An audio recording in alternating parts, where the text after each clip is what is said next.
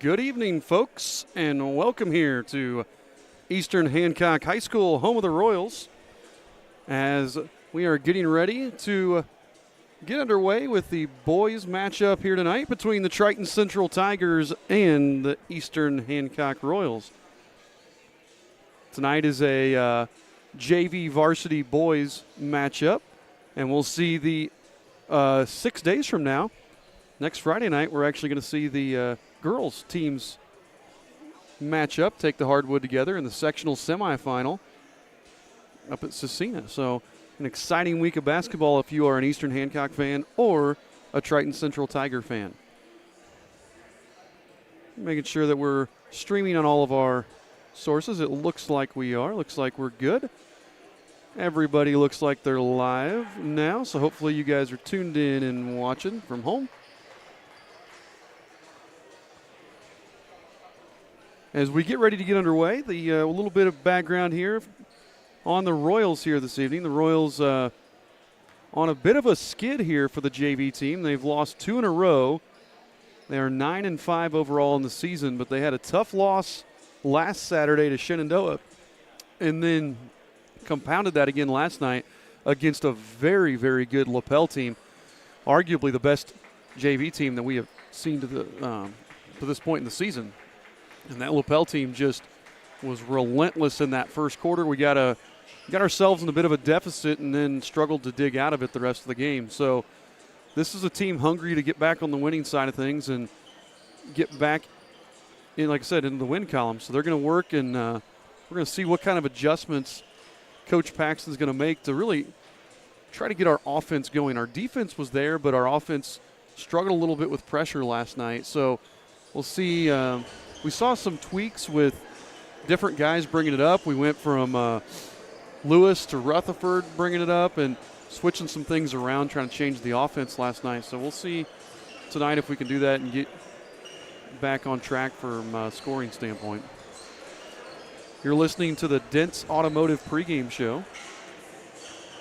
Your announcers for this evening, there's a clock in the middle of it, but I am Michael Gallion, and I'm joined as always by Scott Knight. Good evening. Just kind of checking our wrestling scores. We had, I think, 2 or 3 kids who won their sectional today. I believe we had 3 champions. Yeah. Dom Shelby, Braden Voles, and I think Zane Badgley. Yeah, Badgley, yep. But we had 9 Royals advance out of the sectional this year, which is tremendous. Yeah, we finished second as a team to Newcastle, which is amazing. So yeah, we wrestled really well today. I was watching a little bit of it. The folks at Northeastern were live streaming it, and they do a nice job. I don't know. We've talked about trying to do a wrestling live stream. It's so hard with multiple mats. Yeah. Because you don't want to do picture-in-picture. Yep. Because then nobody can see anything. And then it's like if you do it, then you feel like you're excluding people all the time.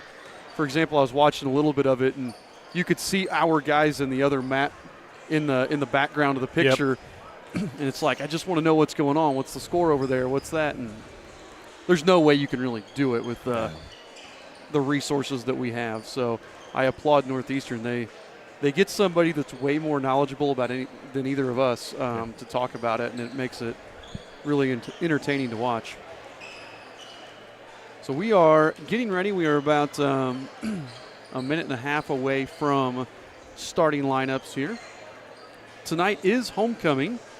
So I don't know, are the homecoming festivities between games, or are they? I don't know. I didn't hear. Halftime. Nobody told me. I think there's a sock hop after the game, or some sort of thing. But and there's a couch. The fish under the sea dance. Fish under the sea dance.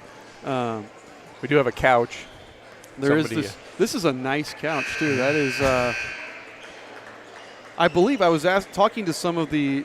So there's a couch. There was a raffle for, I believe, student council. Or no, for prom. Prom, yeah. For prom. And I was talking to one of the prom committee members about where they got it, and he said there was a nice dirt road on the way over towards Carthage, and this thing was just sitting there. Yeah. And they were like, it's perfect. So I'm looking at it thinking that's nicer than the couch we have in the coach's office. I am too. That's way nicer than the couch in the coach's office. So I think we should take it after the game. Yes. But yeah, that couch apparently came from the side of the road on the way to Carthage. Fantastic. May have been Terry Stevens' couch. Probably was. So as we get ready to get underway here, we're going to have starting lineups in just a few seconds.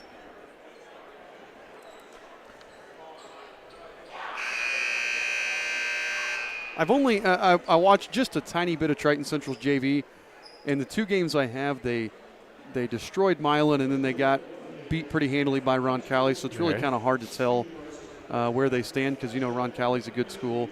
Milan's varsity is still winless on the season, Ooh, so wow. they're not. So they're really a struggling program right now. So it's kind of hard to tell where the Tigers are, but they look to be another very good JV team. If you look at the starters here, number 11, 5'8" freshman Brody Sorello. Number 13 is 6'2" freshman Cale Butler. Number 14 is 6'1" freshman Jackson Faust. Number 24, a 5'11" freshman Braden Hoover. And number 31, a 6'1" sophomore Connor McClure. There are a lot of freshmen. 4 freshmen starting. Yeah. This is a young team, though. Only 1 senior on the entire roster. So there's a lot of young guys on this team. Yeah, that's crazy to me. For the Royals here, number 1, we have a 5'7" freshman Luke Lewis. Number 10, a 5'11" sophomore Zach Stevens. Number 11, a 5'7" sophomore Caleb Rutherford. Number 32, a 6-foot freshman Gavin Jenkins. And number 43, the 6'3" junior Ethan Carter. Yeah, what I'm hoping to see is that first shot hit nothing but net. We get us got going from there. That's what I was talking about when in the pregame. We got to get the ball through the basket. That's the key here tonight. I mean, it's the key every night, but that's our defense has been good. It's just we got to get the ball, get the scoring going here. By the way, if you're on your way to the game, you're coming to the varsity game later, there's an awesome silent auction here this evening. All kinds of awesome stuff down there for the prom, so check that out. Bring the checkbook. Royals control the tip here. Stevens up to Carter up top. Some real tough, in-your-face defense. Jenkins drives and deflected out of bounds. I already like our movement, though. We look more sure of ourselves than we did last night. Yeah, it's good to be home. That's part of it. We have Tom and Marla watching from Community North again tonight. That first shot is off the mark. Tigers off and running and then make it. Right up ahead to Hoover, who lays it in for 2. And that's exactly how we started last night, and that's not what we want. We've got to get back on defense. My son just brought me a dinosaur. Nice. Shot no good there by Jenkins. Rebound pulled down by McClure. Oh, and their aggressiveness right now is on both ends is just the difference. Because again, they're throwing the ball up the court. We're out of position. Rutherford's going to pick up the foul. Faust gets the basket, and he'll go to the line to shoot 1.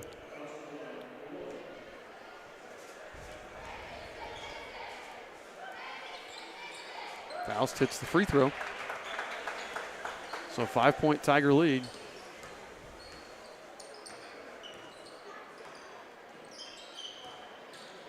There we go. There we go. Good job breaking the press. I would have liked to see Rutherford take that the first time. Yep. Up ahead to Faust again. 2 more for Faust. Yep, and there's our Coach Paxton 30-second timeout. Yep. So we're going to step away and watch Coach Paxton's body language as you hear from our friends at 9-Star. 9-Star is very focused on customer and member care, focused on making sure that however we communicate with the member and customer is how they want to communicate. You know, sometimes we're the one person that they speak to in a day, and you want that conversation to be happy and pleasant. As a nonprofit co-op, we're focused on providing the best service we can for our members. 9-Star is a different kind of company, and the difference is you. So Coach Paxton encouraging his players there, just telling them it's nothing that right now it's just another turnover. Triton Central's being very active, and we're being a little hesitant right now. Faust here on the wing with it. Set up top to McClure. They swing it around over there to Butler. Back to McClure up top. Cirillo with it.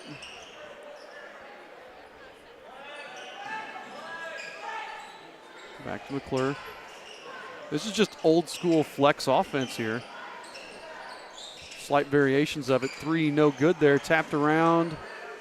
Rutherford finally grabs it. We're going to get a foul on Faust. That's about the first thing that the Tigers had done wrong there with Faust.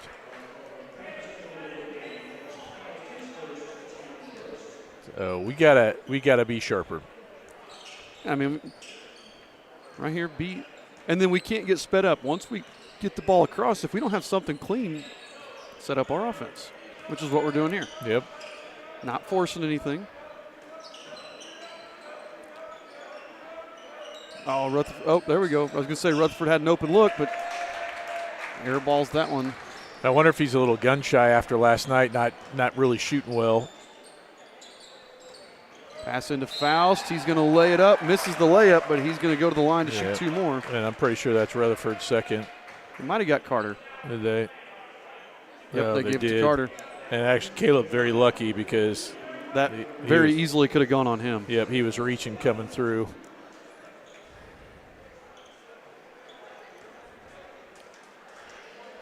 So again, Faust at the line to shoot a pair.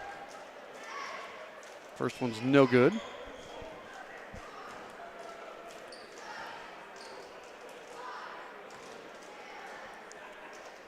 I'd like to see a good cheer block tonight. We had like 3 students travel to Lapel last night. Yeah. I had 3 or 4 of them in my car. I was transporting some of the Maybe they just didn't all sit together then. Yeah. I don't know. No, we didn't have there weren't a bunch. They may have been spread, even spaced out. You know. Of course, again, that cavernous place.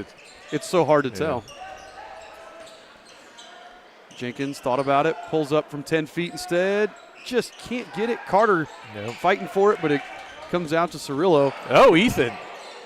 There we go. Good hands. 2-on-1 here. Jenkins lays it up and in. Finally, the ball goes in for the Royals. And that was triggered by Ethan Carter's hustle coming back down court. He tipped it away. Loose ball ended up in Lewis's hands, passed to Jenkins for the layup. Drive there, knocked out of bounds. See if Zach can replicate a little bit of what he did last night, too, especially that third quarter. Brought all kinds of energy on both ends of the floor.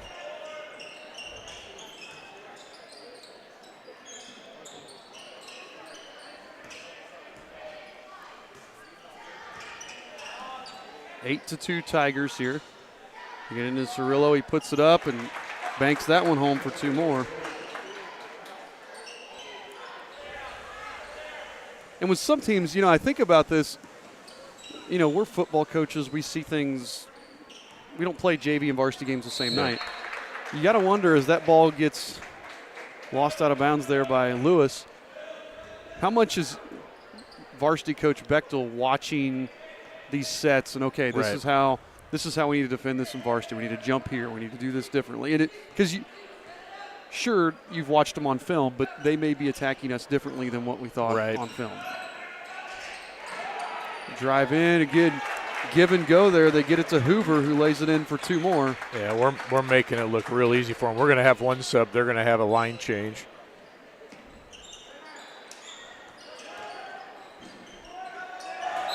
And Jenkins throws it away. Another turnover. I'm not. How many turnovers is that for us? I've got 4, but I may have missed an early one. And I only have 1 for them.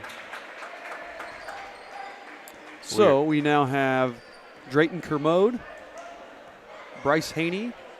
I'm trying to see everybody else. Andrew Brown, Gavin Hall, and Cade Stevens all checked in for the Tigers. Kermode's got the ball at the logo. Tigers lead by 10, kicks it over here to Haney.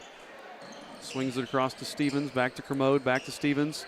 His 3 from the left wing is way off. And Brennan Trueblood right there for the rebound. Yeah, and we switched to a zone that time because we were just getting whooped in man-to-man. Able to at least force a long shot and grab the rebound that time.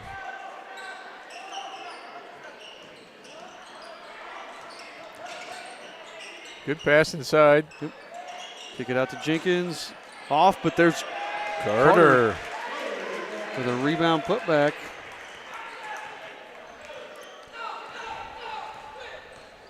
(12-4). Minute 45 to go here. Kermode down inside to Brown.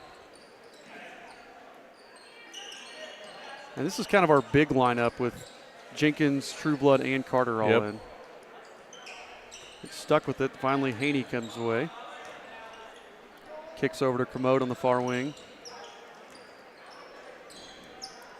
Doing a better job now, though, because of the zone, our positioning, at least staying in front of guys. This is a group that I think can really play zone well. I got to get Carter on the hold. Oh, no, 3 seconds first. All right. Take it. This is a group that has the ability because they're just tenacious on defense. Yep. They can be a really good zone team. They just haven't played it a whole lot this year. So Jenkins gets it across over to Rutherford. Rutherford trying to get it into Carter. Instead finds Jenkins in the corner. Jenkins drives the left hand. Kicks to Trueblood. Trueblood into the paint. Rises up, tries to get the contact. Doesn't, but then there's Carter drawing the foul. That foul's going to go on Andrew Brown, his first. Yeah, good job by you. And Ethan is getting irritated because Brown is bodying him a bunch, and you can see he's getting after it. 45 seconds left here. Into Ethan, 8-footer. Just hit everything and bounced out. Rebound came down to Gavin Hall. 3 there from Cade Stevens. No, Gavin Jenkins there for another rebound. So what we've learned so far is they're really good at layups, not as good at outside shots. So this is where this zone can come in handy. Yep, good strategic move by Coach Paxton. Rutherford to Jenkins. Trueblood wasn't looking for it, but recovers, and we got plenty of time here still. 5 seconds on the clock. Stevens with the hesitation, the up and under. Oh man. Almost a beautiful play. Zach Stevens. I love that hesitation move. Yeah, that was pretty. Just couldn't get it to fall. So at the end of the first quarter, the score, Eastern Hancock 4, Triton Central 12. You're listening to the Eastern Hancock Sports Network. Are you sure we should be driving? Yeah. I only had a little bit. Look out! Whoa!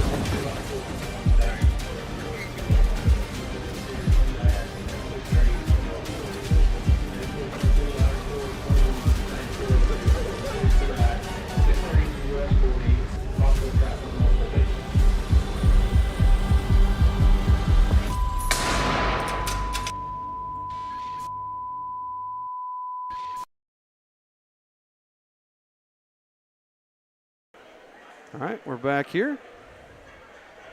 After that commercial from NASA, I'm trying to adjust some things here, make sure everything looks all right.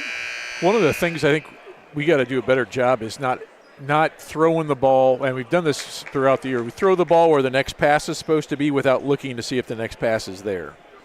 We did that last night. We had multiple times we had passes intercepted, and tonight you already seen guys step into lanes or deflect them, or that last one went off Trueblood's back because he wasn't looking for it, but because he was moving on to the next thing, and Gavin was thinking that was the next pass. We really got to look at that without assuming, I guess. That's been one of the things. Got another 3-second call. That's been one of the things I've noticed with our girls basketball team does that a lot too. We're thinking about the next thing, and we have two girls on different pages, and that's something that has hurt us a little bit when we played some of our better teams. Miles Winning gets stripped there by Faust. Up ahead, nice block. Oh, they're going to give a foul to Carter.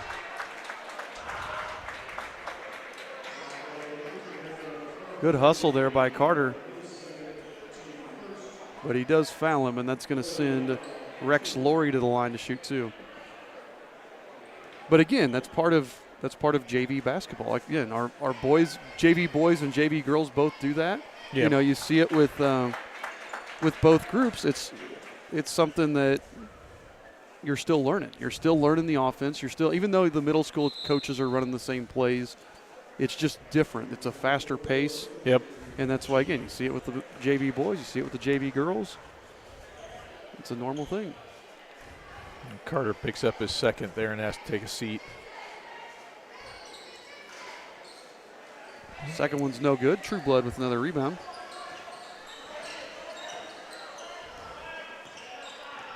No one's using that fine couch over there in the bleachers. No, I'm wondering if they're arriving late, kind of like those movie theaters where you get the reserved seats. Yep. Faust picks up that foul, his second.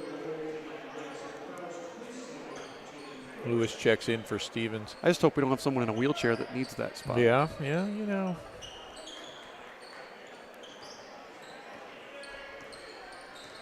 So Royals trail by 9 here. 6:15 to go in the first half. True Blood finds Lewis. Up top. If Rutherford had caught that clean, he was going to have a wide open look for three. Miles Winning step back. Oof. No. Rebound comes to Cirillo. And he lost the handle. I don't know how. Yeah. I'm not quite sure how there wasn't a travel or a double dribble or a yeah. foul or something. Yeah. And then he manages to save it, and then both of his teammates looked at it because they each thought the other guy was going to get it.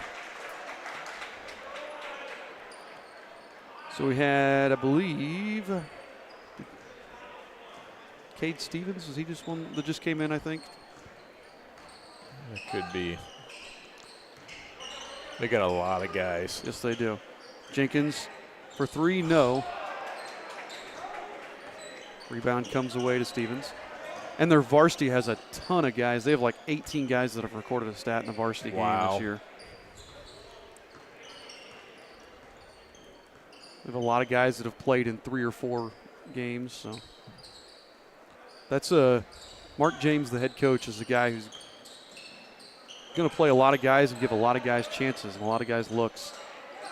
Laurie no good. Stevens can't handle it, and True Blood grabs that rebound. Well, at least they've cooled off a little bit. We got to get our shooting going now. Lewis just can't quite get the edge. Rutherford's going to take the deep three and got it.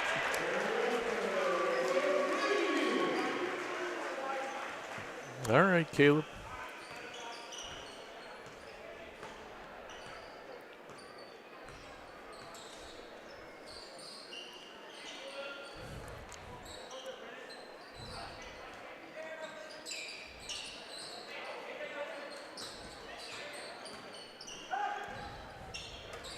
Swinging around the perimeter here.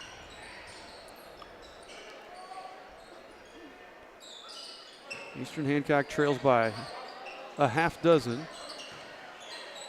Cirillo kicks back out to Braden Hoover for a deep three. Too long. Tipped out. Miles Winnen's going to get the rebound. He's got a 1-on-2, and he's going to decide to back it out and get it to Lewis. Back over here to Miles. Behind the back into the paint, puts it up, and gets the roll. Oh, dipsy-do.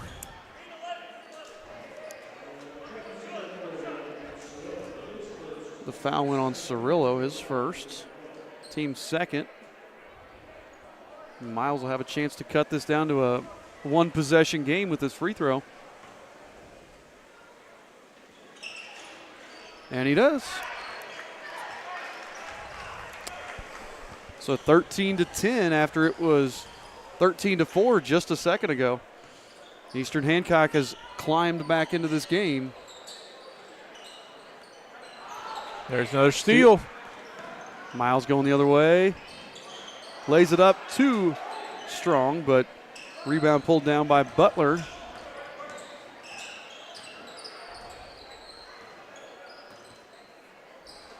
This game settled down a little bit from that quick start from the Tigers. Well, this is different because with Carter in, we go to a true 2-3, but Yep. Butler hits that one. With Carter out, we're in a 3-2 or a 1-2-2, or whatever you want to call it. And I wonder, as a player, going back and forth, a lot of teams, you see them only play one type of zone. Oh, they're going to say he was out of bounds. There we go. A lot of teams only play maybe one type, or they play like a 2-3 and a 1-3-1, right, which are very different. You wonder, as a player, and how different is it to adjust? Because your responsibilities are a little different in a 1-2-2 versus a 2-3. Because they're not totally different like they would be in man or a 1-3-1, but I'm just curious. Rutherford knocks home that shot. Yep, long two. I have 2-3 and 1-3-1 were the only zones we ever played. I'm trying to remember if I ever played a 1-2-2. I've actually seen a couple teams this year, I think, did a 3-2. Which to me, a 3-2 and a 1-2-2 are very similar. It's just kind of how far you extend that guy right. out. I don't know. I like our movement here. Yep, good hustle from nice True job, Blood. True Blood. Yeah, much better quarter from the Royals. 15-12 with 2:20 to go here in the first half. Lewis thought about it. So top, Rutherford's got a lane, kicks to Stevens in the corner. What a look. Just can't get it to fall. No, that was a great look from Caleb to Zach over in the corner. So now we've got Tigers tossing around the perimeter. They get it in the high post, but that was Butler couldn't hang on to it. And another turnover. I've got them for 6 turnovers now. Yeah, that's a whole bunch, and a lot of them the last few possessions. True Blood finds Rutherford. Again, they're going to leave Stevens wide open. There we go. Stevens makes them pay and ties the game back up at 15. Nice job, boys. Might get Paxton to smile now.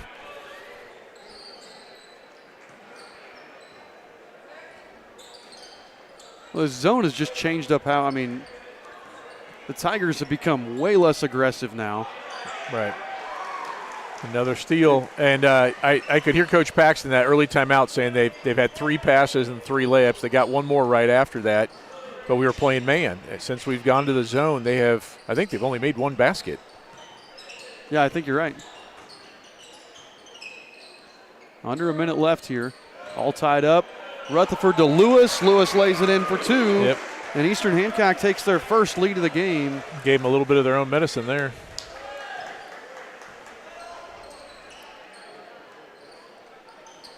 (17-15) here in the JV game.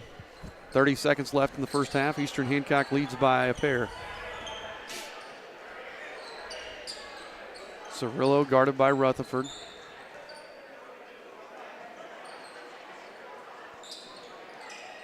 Like they're going to hold for the last shot. Nope. Oh, swatted. True Blood. And that got the crowd fired up. That's the most noise we've had in here for a little while. As True Blood sends that one into the student section. 11.8 on the clock.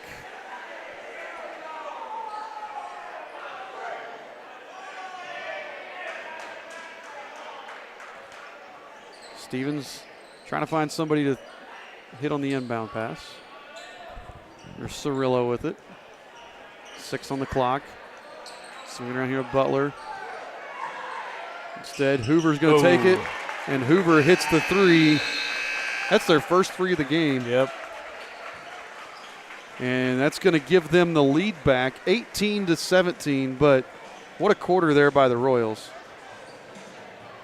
Climbed all the way back. We were down as many as 9 at one point and brought it back into take the lead. And then obviously the Tigers retook the lead. But a really good quarter of basketball there if you're an Eastern Hancock fan. I'm going to put on, we have a halftime show here. See if we can get our halftime show from our PA. It is, I think it's Destiny is the color guard group, yeah. Ladies and gentlemen, tonight we have Destiny Color Guard performing for us. Destiny is an all-abilities color guard program of Fuse and is open to participants and volunteers from Hancock and surrounding counties. Destiny is funded in part by Fuse and other local sponsors. This guard has been practicing very hard since November and is very excited to perform for you tonight. Destiny would like to thank Eastern Hancock High School for giving them the opportunity to perform today. Destiny is under the direction of Kylie Huffman and Macy Souder. Tonight, they will be performing their show, A World We Design.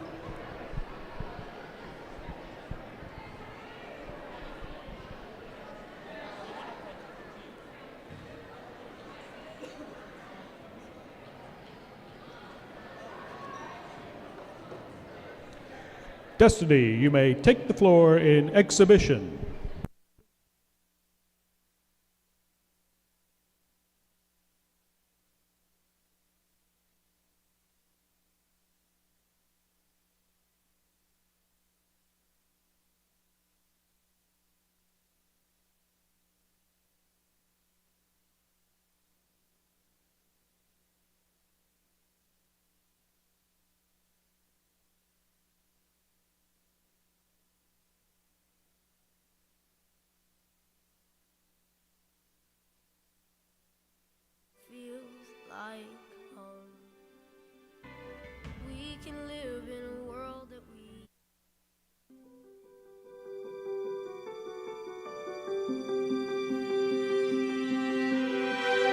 I close my eyes and I can see a world that's waiting up for me, that I call my own.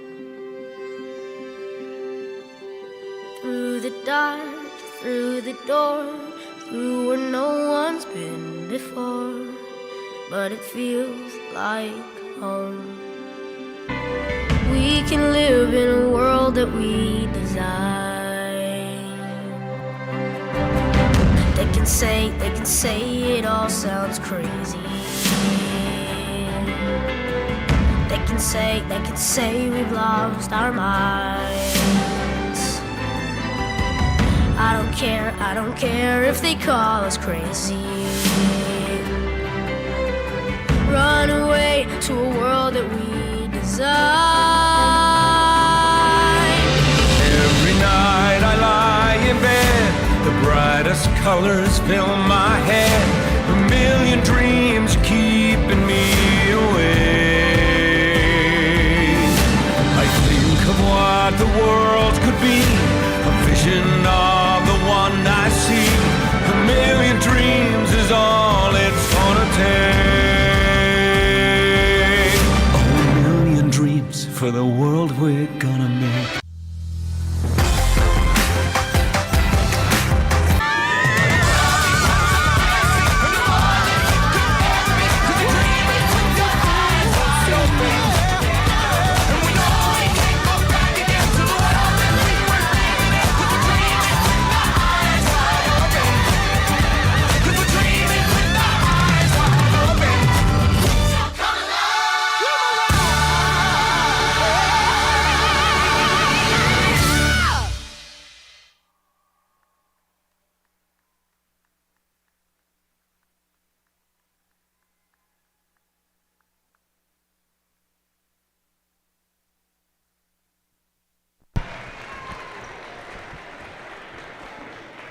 Ladies and gentlemen, Destiny.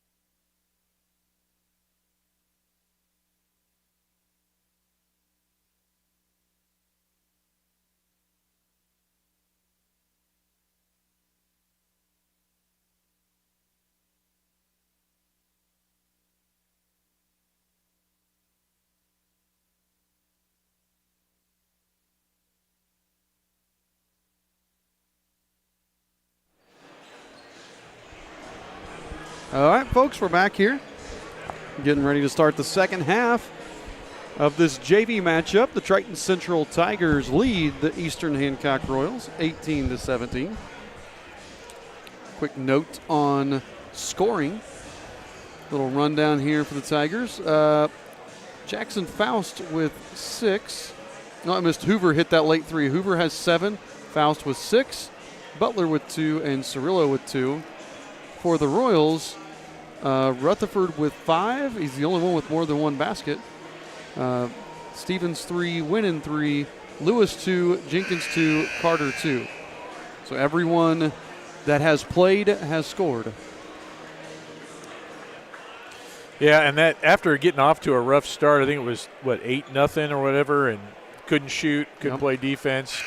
Really, the Royals have outplayed the Tigers since that point. And we'll credit the kids rallying and Coach Paxton's ingenious move to a zone defense. So Royal ball here to start the second half of this game. They have starters except no Lewis. They have Winnan instead of Lewis. Winnan pulls the trigger off the mark. Rebound to Connor McClure. Nearly another turnover. Faust drives, kicks over to Laurie. Back up top here where Hoover will reset the offense. Yeah, and as you mentioned, we got Big E back in, so it's a 2-3 from us, which puts the Tigers in a little bit different position offensively, trying to get something inside. I think the 2-3 can work well because, as we've seen, they've only hit 1 3 so far, so it helps a little bit with keeping them out of the paint. Yep. And Ethan is doing a great job. Anytime they get somebody in the post, he is all over them.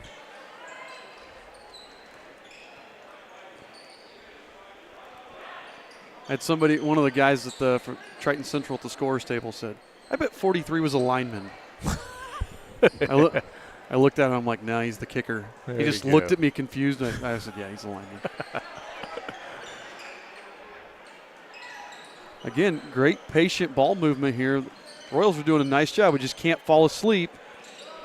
Right there, 3, no. I got to get the rebound. There we go. Rutherford pulls it down. Yep, and that was the third open 3 they had kind of consecutively. They passed up the first 2 and finally took it, but they have not shown themselves to be solid three-point shooters so far this evening. Rutherford, corner 3, got it. Assisted by Stevens. Caleb Rutherford with his 8th point. Puts the Royals back on top by a pair.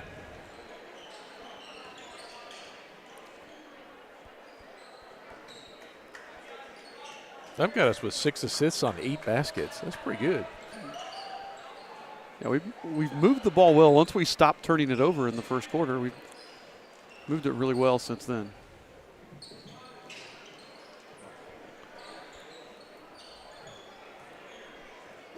Cirillo backs it back out to the timeline.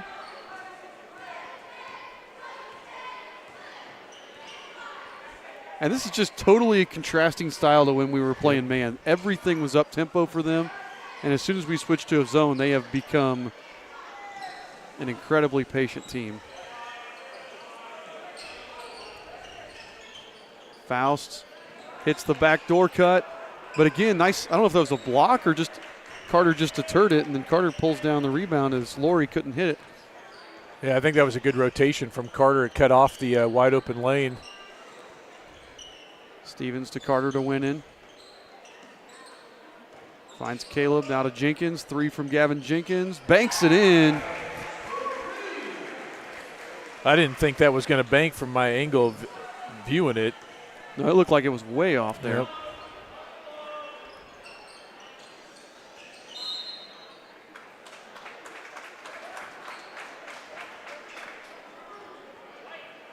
That's, foul goes against Jenkins there. Only his first, team's first. Nobody in foul trouble either way. A couple guys with 2, but we're halfway through the third. As Faust hits that 3. If you got 2 fouls at this point, that's not foul trouble. No.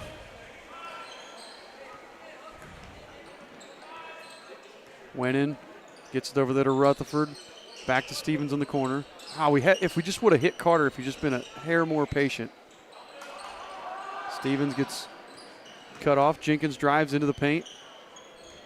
Back out to Zach. Kind of getting into tight. I like it. We were trying to go high-low. Javin just couldn't. Javin Ginkins could not get that one to fall. I still like that. I like the offense there. The spacing, you see that a lot with Willis and Rubel. The spacing wasn't the same there. No. Another three by Faust. And all of a sudden, they retake the lead 24-23, and Faust is in double figures with 12.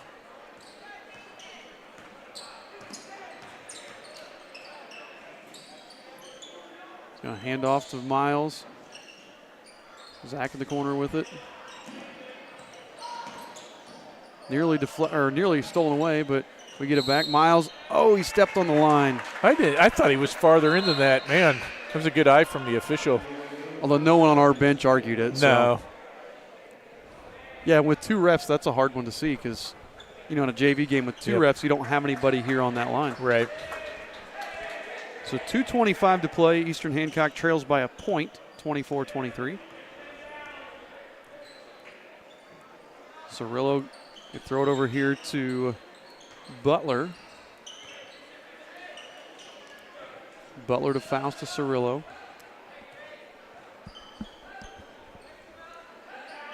Back over here to Butler on the near wing. Now they get it to Hoover up top. Now Cirillo on the left wing. Sorry. I know Faust has hit those couple of threes, but I really like how our defense has been going. That's going to be on Stevens, I think. Zach Stevens picks that one up, and that's going to send Butler to the line to shoot a pair.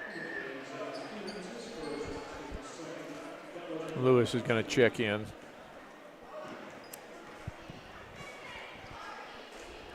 Butler too strong on the first.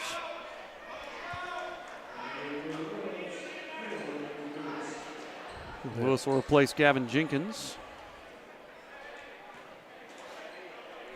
Gavin's got 5 points on the evening.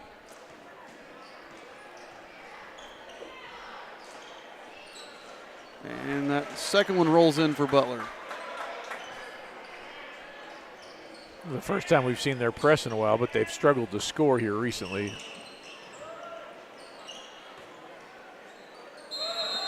That was a quick 10. Wow. That was a fast 10. Yeah, I looked down. I didn't think that was 10, but I'll take it. Or no, that was on us. Never mind. Yeah. Sorry. I was like, we'll give it. We'll give it. We'll give it. I was writing stuff down here.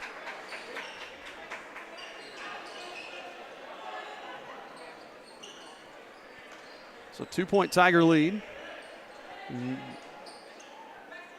90 seconds left here in the third quarter.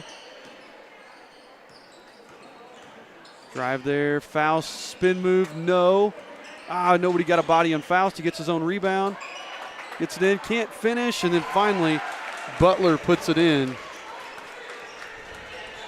They just had too many bodies inside for us that time.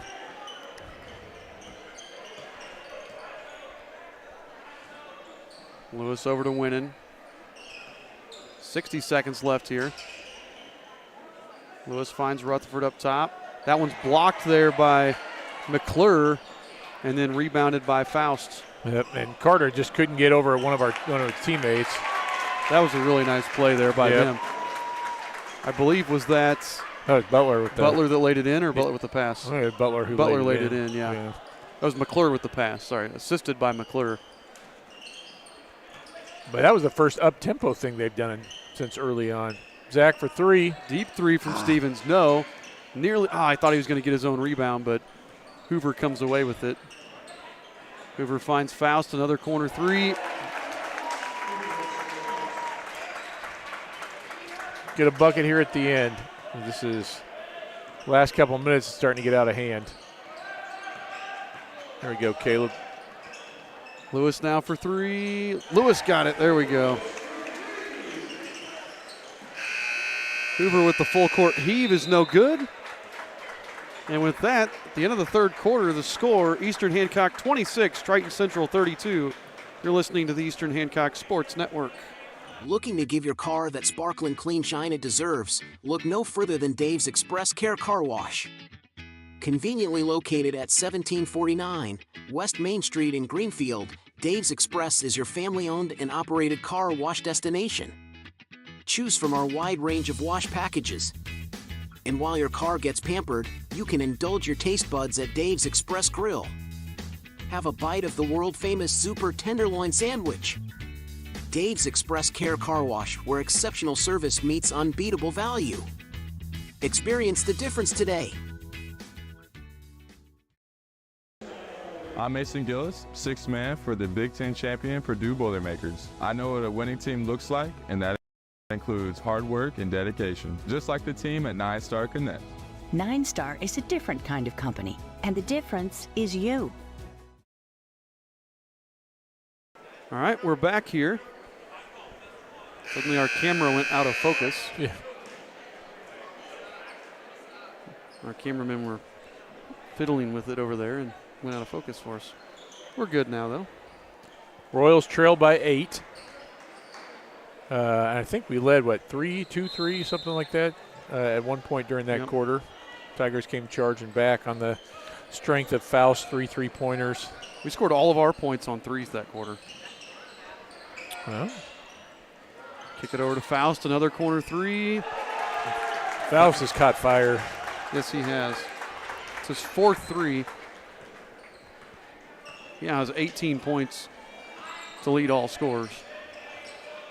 Over half their points. Miles winning, gets it over to Jenkins. Now, Lewis tried to spin too hard. Faust goes up, no good. Throws it over there, shot by Cirillo, no good. Gets his own rebound. Scoops it up and in.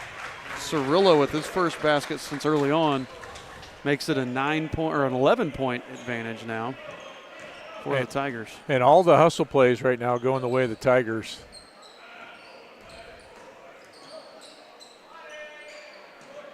Lewis with the pass to Trueblood. I'm crediting him that with an assist. It was a shot fake pass, we'll call it.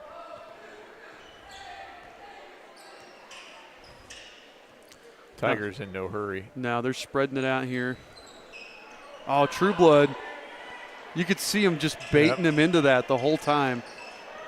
And we're back to 1-2-2 with Ethan out. So that's when they threw a lot of those cross-court passes that got deflected and stolen. Rutherford, he got Faust to fall down, but couldn't get a clean look at a shot. Jenkins drives, jump stop. Trueblood, that's why he's a lineman. Gets it back in the corner now. Trueblood trying to draw the foul, couldn't. Rutherford nearly saves it and can't do it.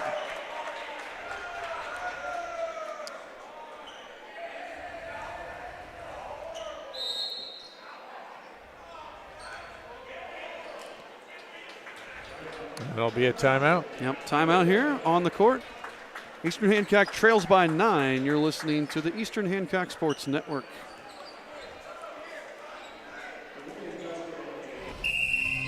Some see a student athlete working on a shot. We see a powerful lesson in persistence. Some see a student preparing for success on an exam. We see a student athlete preparing for success in life. Proud to keep education in front of athletics since 1903. I'm Mason Gillis, sixth man for the Big Ten champion Purdue Boilermakers. 9 Star has blazing fast internet. A call to 9 Star for high-speed internet is a slam dunk. 9 Star is a different kind of company, and the difference is you. All right, we're back here now. Again, Eastern Hancock trails by 9, 37-28. And it has been the Jackson Faust show here. He's got 12 in the second half alone. He's got 12 of their 17 in the second half. Yeah, he's caught fire.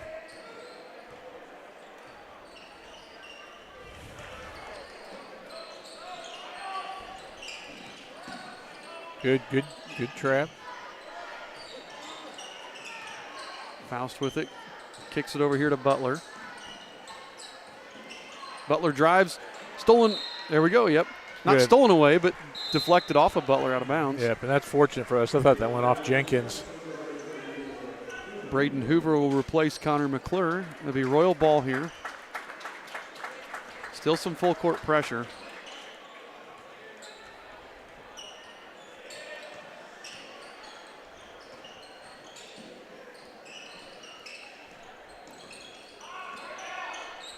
Miles over here to Lewis.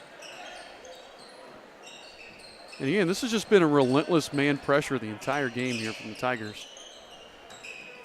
Trueblood gets by his defender, puts it up. Tough shot, gets it to fall. Yeah, that was a real tough shot. Nice play by Brennan. Leads down to 7 now. 4 minutes to play. Steal by Miles Winnan. Miles, all he was trying to do is draw the foul. But then they flip it up ahead to Cade Stevens. He gets the roll, man. And I'm trying to figure out how that wasn't a foul on Miles. Both those guys kind of draped over him. I think the way he just kind of, instead of going up strong and getting knocked down, he looked like he was trying to draw the foul the whole way. Jenkins, though, for 3. Perfect. Gavin Jenkins hits another 3, cuts the lead back down to 6, and Coach Paxton's going to take a 30-second timeout. We're going to step away real quickly and hear from our friends at Dents. Attention car owners. Has your vehicle seen better days? Introducing Dents Automotive, your go-to solution for those unsightly dents and dings. Our expert technicians use state-of-the-art techniques to restore your car's beauty like magic. Whether it's a minor ding or a pesky dent, we've got you covered. With years of experience and a passion for perfection, we'll have your car looking like new in no time. Don't let dents cramp your style. Visit Dents Automotive today and drive away with a smile. Your car deserves the best. Dents Automotive, where excellence meets restoration. Well, we give some more seating. 3:22 to go. Eastern Hancock trails by 6 here in the JV game, 39-33. It's Tiger ball.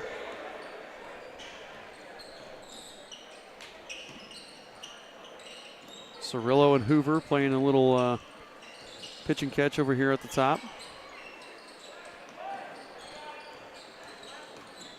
They kick it over there to Faust. That was a good look. And that's one of those, you're almost giving that up by pressuring so much up high, which we have to do at this point, that you're giving that up a little bit, and they took advantage. Yeah, and that was a good adjustment, too, because they'd just been standing out at the three-point line, not going to the basket, and Faust snuck in there, and we lost track of him. Jenkins over to Lewis, way off the mark. Faust pulls down the rebound. And there's no fouls either way, so I think the Royals look like they're trying to foul right now. Cirillo puts up the layup. He went down kind of awkwardly there, but I think he's... Yeah, I think that's going to be Lewis. Yeah, Zach tried to give the intentional foul, kind of swatted the guy's back as he went by, and the refs weren't having any of it. So Cirillo going to shoot a pair.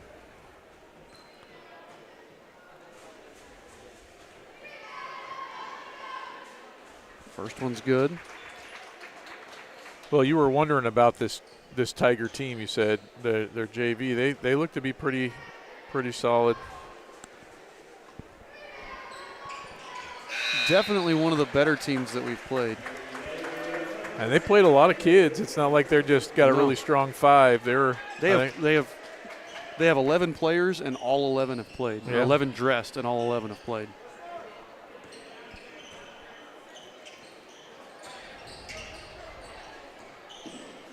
Whereas we have 9 dressed and 7 have played so far, which is normal for us.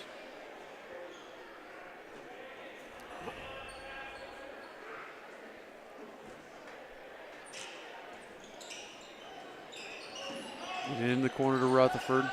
Down inside to Trueblood. Hook shot for Trueblood is good. He's got 6. Yep.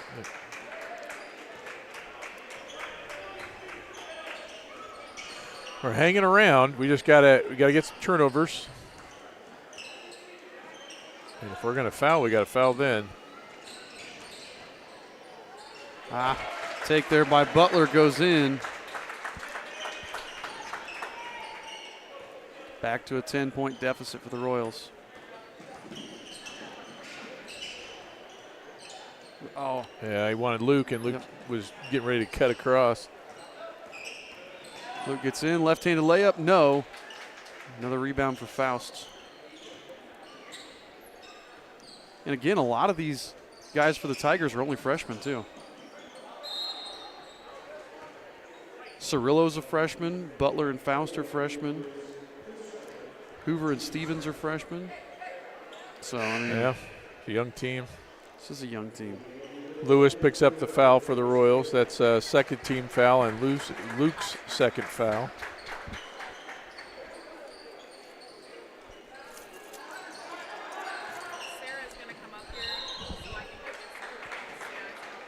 And gave that one to Stevens.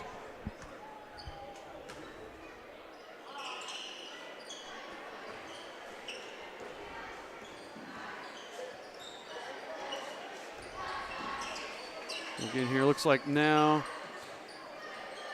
Cirillo lays it up, can't get it to roll. Yep, a little fancy. Yep.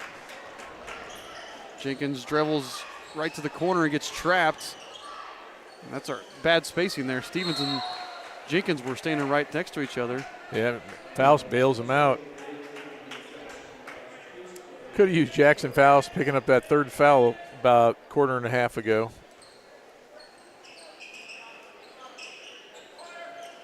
There you go, Zach. Goes back to Stevens, just can't get it to roll. Cirillo with the rebound. He's fouled by Stevens. Yep. One more will put the Tigers at the line. That's Zach's third.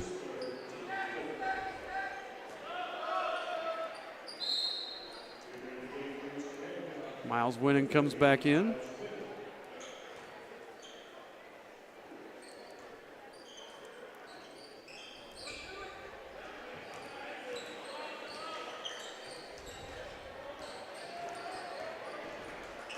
They get through the trap. Hoover's got it. Back to Cirillo. And Rutherford fouls him. So that's going to send Cirillo to the line.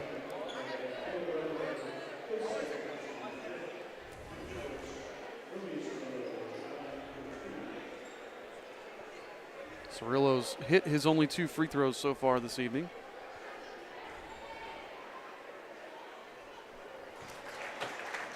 Knocks that one in.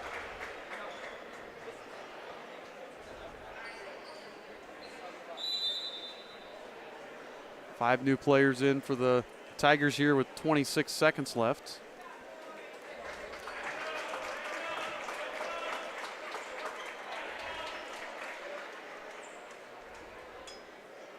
Cirillo's got one more coming.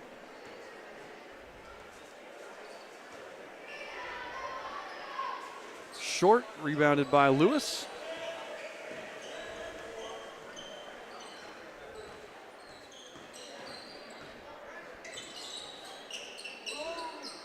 Rutherford deep three. Nope. And just haven't been able to find the range. Miles for three. Miles hits it. Back to an 8-point deficit now. Coach Paxton going to use another timeout. Yeah, might as well get one more so you can get a steal, another shot.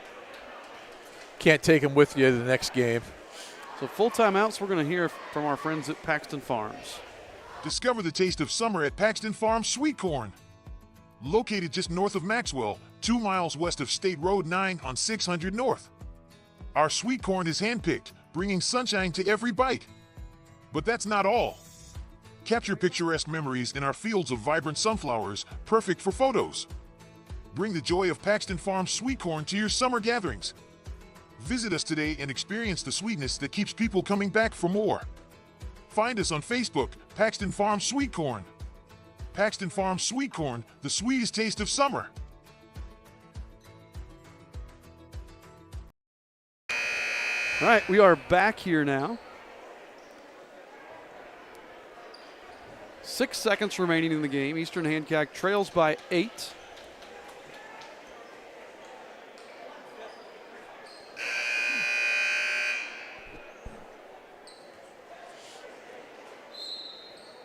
Tigers looking to inbound. They go over the top. Rutherford might sort of steal it. Nope, not quite. Take their shots, no good by Gavin Hall, and that'll do it. The final score here, the JV game, Triton Central 46, Eastern Hancock 38. The Royals now fall to 9-6 on the season.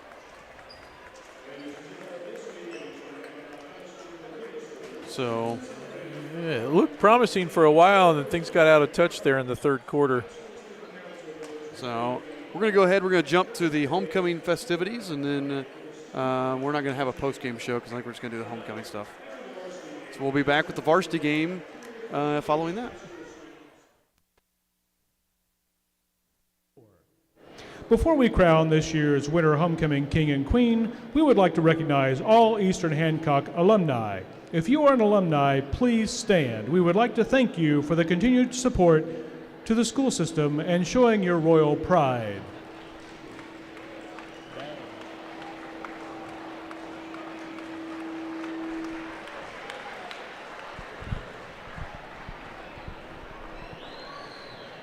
And now to introduce our underclassmen homecoming court members that were nominated by their graduating class. First, for the freshmen, Hayden Jackson and Kinsey Cook.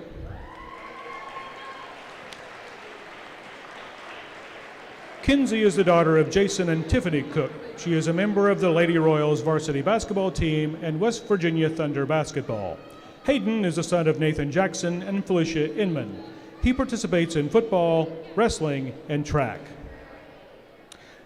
Our sophomore representatives, Eli Manship and Kirsten Judd.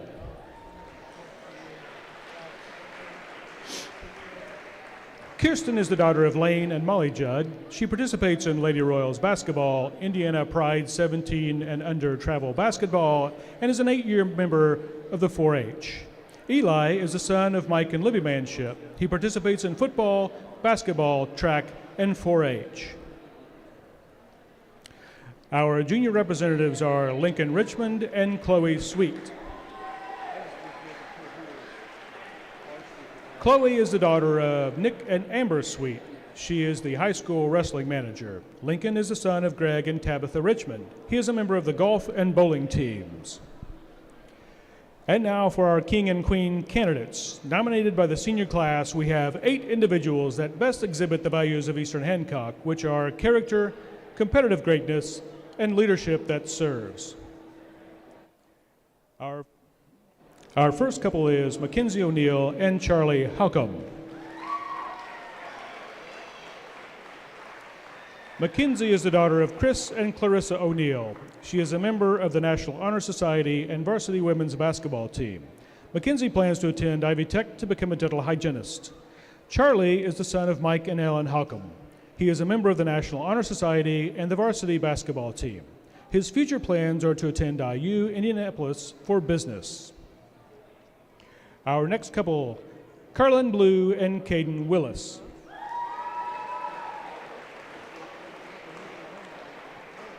Carlin is the daughter of Kim Wallace and Shane Blue. She is a member of varsity volleyball, NHS, and 4-H. Her plans after high school are to attend either IU Bloomington or IU PUI. Caden is the son of Travis Willis and Kendra King. He participates in basketball. He plans to attend Ivy Tech to get his associate's degree in HVAC.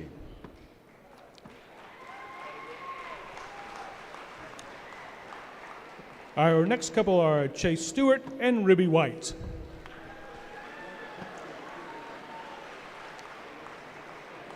Ruby is the daughter of Mike and Vanda White. She is a member of the National Honor Society and the women's varsity basketball team. Ruby plans to attend Indiana University to study pre-med in hopes of becoming an anesthesiologist. Chase is the son of Tom and Paula Stewart. He is a member of the National Honor Society, the National Technical Honor Society, and the E.H. Soar Club. He plans on attending Triton University to continue his baseball career and study communications. Our final couple are Gus Upchurch and Alexandria Saavedra.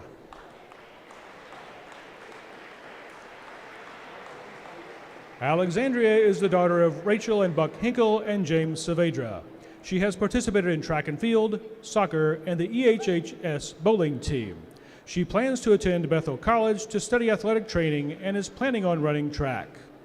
Gus is the son of Amy and Bill Upchurch.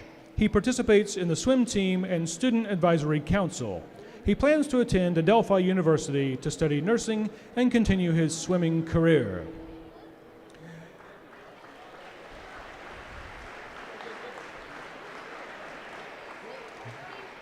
And now for this year's Homecoming King and Queen. Your 2024 Winter Homecoming King is Gus Upchurch.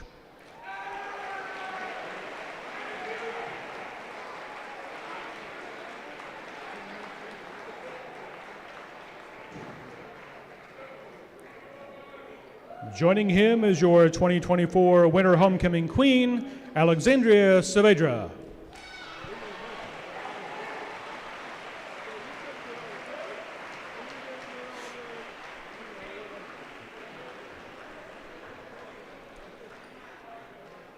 Ladies and gentlemen, your 2024 Winter Homecoming King, Queen, and Court.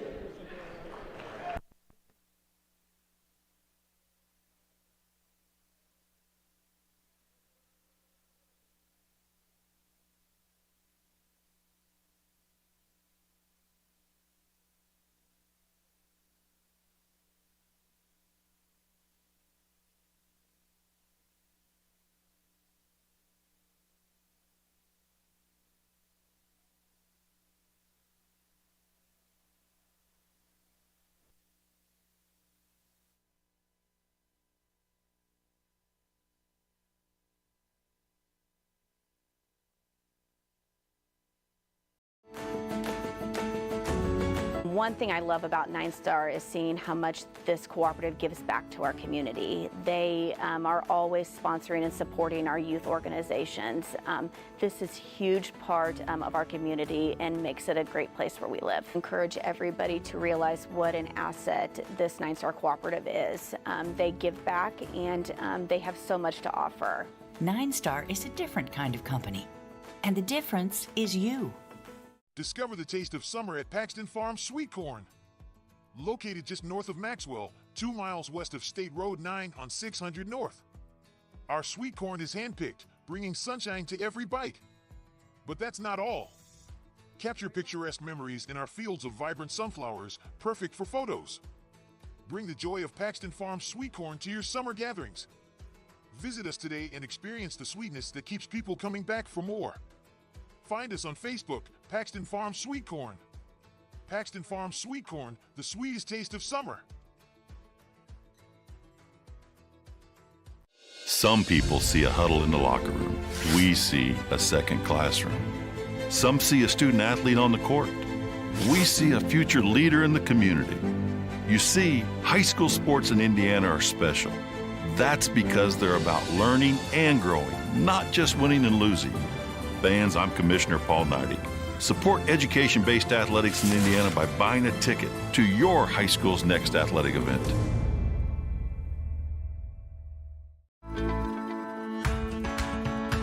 Nine Star is very focused on customer and member care, focused on making sure that however we communicate with the member and customer is how they want to communicate. You know, sometimes we're the one person that they speak to in a day, and you want that conversation to be happy and pleasant. As a nonprofit co-op, we're focused on providing the best service we can for our members. 9 Star is a different kind of company, and the difference is you. Looking to give your car that sparkling clean shine it deserves? Look no further than Dave's Express Care Car Wash. Conveniently located at 1749 West Main Street in Greenfield, Dave's Express is your family-owned and operated car wash destination. Choose from our wide range of wash packages. And while your car gets pampered, you can indulge your taste buds at Dave's Express Grill. Have a bite of the world-famous Super Tenderloin Sandwich. Dave's Express Care Car Wash, where exceptional service meets unbeatable value. Experience the difference today. Some see a student athlete working on a shot. We see a powerful lesson in persistence. Some see a student preparing for success on an exam. We see a student athlete preparing for success in life. Proud to keep education in front of athletics since 1903. At 9-Star Connect, we're a different kind of utility. We're a nonprofit cooperative owned by our members. We have a local 24/7, 365 support center. At 9-Star Connect, we're a different kind of company, and the difference is you. Attention car owners. Has your vehicle seen better days? Introducing Dents Automotive, your go-to solution for those unsightly dents and dings. Our expert technicians use state-of-the-art techniques to restore your car's beauty like magic. Whether it's a minor ding or a pesky dent, we've got you covered. With years of experience and a passion for perfection, we'll have your car looking like new in no time. Don't let dents cramp your style. Visit Dents Automotive today and drive away with a smile. Your car deserves the best. Dents Automotive, where excellence meets restoration. Some see a student athlete working hard in the weight room. We see a future leader learning there are no shortcuts to success. Some see a start to a swim meet. We see the starting blocks for life. Proud to keep education in front of athletics since 1903. At 9-Star Connect, we're committed to delivering dependable and affordable electricity, and we know the best internet service is all about speed and reliability. We deliver both. At 9-Star Connect, we are a different kind of company, and the difference is you. Are you sure we should be driving? Yeah. I only had a little bit. Look out! Whoa!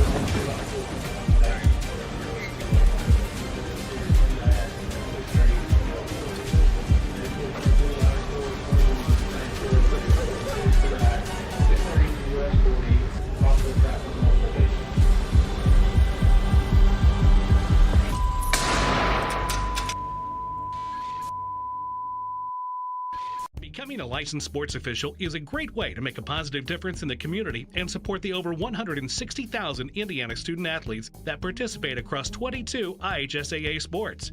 Sports officiating allows you to stay connected to the game, become a role model for our young student athletes, earn extra money, and support the patrons and communities of our IHSAA member schools. To learn more about becoming a licensed IHSAA official, log on to ihsaa.org/officials today.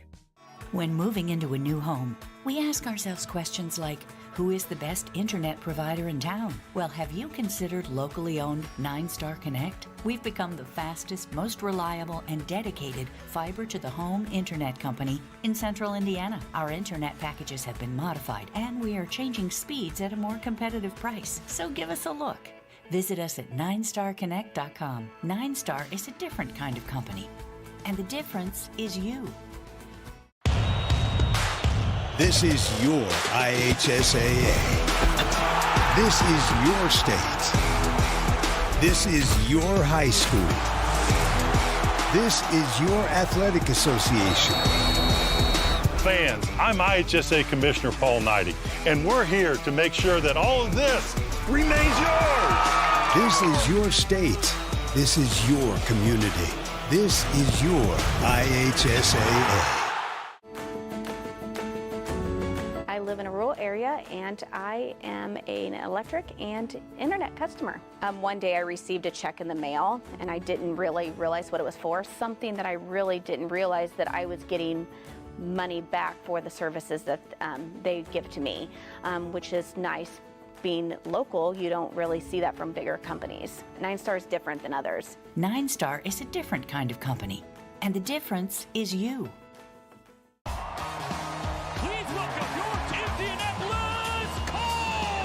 My philosophy is we're going to throw to score points in this league and run to win. Zach Moss to the 10.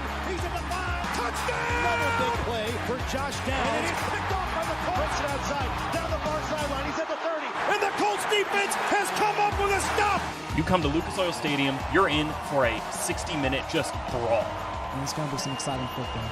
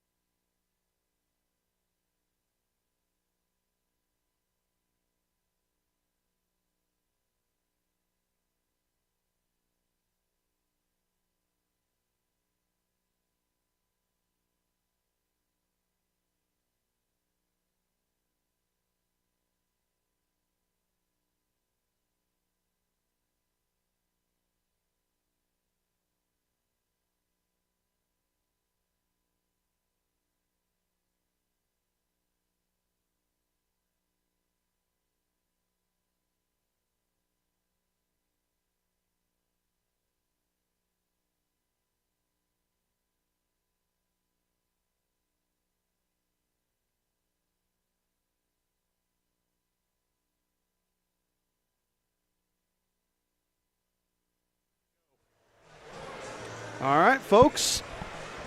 Welcome here as we get ready to start the varsity matchup between the Eastern Hancock Royals and the Triton Central Tigers. Eastern Hancock comes into this game with a record of 7-7 after falling a game that was closer than the final score indicated against LaPel last night. So, but Eastern's had a pretty good January. You can see that we're 3-3 right now in January, so pretty solid January against a really tough schedule. You got Wapahani, who's 14-2, Greenfield Central, who's undefeated. So I'd say we've played pretty well this January. As I said, the Royals are 7-7 on the season, 4-2 in Mid-Eastern Conference play. They are coached by Mr. Brett Bechtel, and they're averaging about 51 points a game and giving up 50, right at 50. For the Triton Central Tigers, they are 12-4 on the season. They have done really well since that Newcastle tournament where they lost both games back on December 27th. Their only loss since then to Roncalli back on January 17th. They were the Shelby County champs, defeating Waldron and Morristown back on January 5th and 6th. They are coached by Mr. Mark James. Mark James, 11-4 in his first year at Triton Central, but he only has 611 wins to his credit in his 42 years of coaching overall. And he is a bit of a legend here in Central Indiana. You look at that record and you're like, wow, 611 wins is a lot. He's done it against good competition. He was at Franklin Central for a long time. He was at Perry Meridian for a while. Won a state title at Ben Davis back in 2017. So Coach James has been around and really knows what he's doing. And always coaches in cowboy boots. Nice. So that's his legendary cowboy boots. You can hear him if he stomps, kind of like Coach Schultz. I can't imagine Coach Schultz in cowboy boots. And then the sectional, this is a sectional matchup for these two teams. These are currently the teams with the two best records in the sectional. Triton Central, as we said, kind of the favorite at 12-4. Eastern Hancock at 7-7. Cecina, Irvington, and Riverside all with not quite as good of records. Cecina's right there, Irvington Prep's right there record-wise, but their strength of schedule is significantly lower than ours. So, and even Triton Central, they've tried to schedule some good teams, but some of the teams that are just traditional opponents for them have been down this year. Their conference, Indiana Crossroads Conference, if you look at it, it has been down this year. You saw Cecina last year was a regional champ. Beech Grove is 2 years removed from a state championship, and they're 3-13. Lutheran was a state champ last year. They're still solid, but not quite what they were. So the conference as a whole has been down just a touch. The Mid-Eastern Conference, you can see Wapahani with a commanding lead. Look to be the favorite right now to win the Mid-Eastern Conference. So, again, these two teams, this is going to be a really close game tonight. I think the official computer prediction was a 2-point game that could go either way. So it's going to be a close game tonight. It's going to be a huge game, and we'll talk more about the implications of these two teams likely seeing each other in the tournament. So we'll see kind of how if these two coaches play it close to the vest tonight, or if they go a little bit wide open. So we're going to go ahead and turn it over to our PA. And schedules were complete and balanced. Tim further serves the youth of Hancock County as the Executive Director of Hancock County Neighborhoods Against Substance Abuse. Tim has clearly loved working with the coaches, the players, our school, and this community for the last 25 years. The Eastern Hancock Athletic Boosters are pleased to recognize Tim Rutherford for his continuing dedication to the development of our Royal athletes.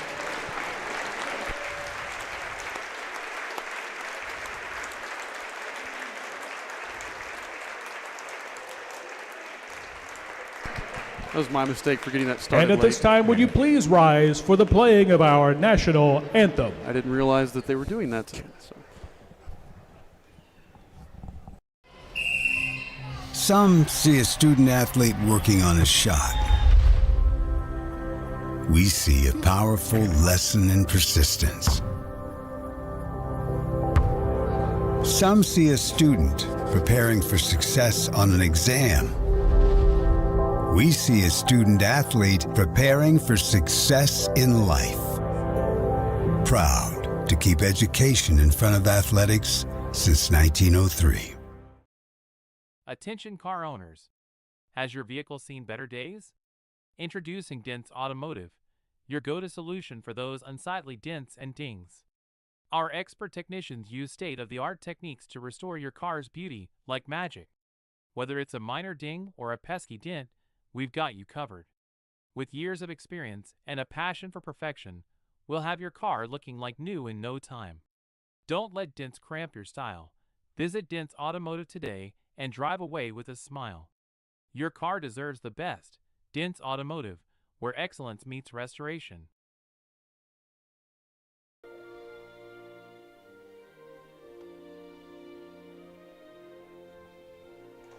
Okay, we're going to leave it with the PA for starting lineups, and then we'll get this game underway here in about 2 minutes. And now for tonight's starting lineups, starting with the visiting Triton Central Tigers. First, a 6'1" junior, number 15, Sam Collier. 6'2", sophomore, number 21, Max Kraus. 6 foot sophomore, number 23, Eli Sego. 6'5", junior, number 33, Taggart Gould.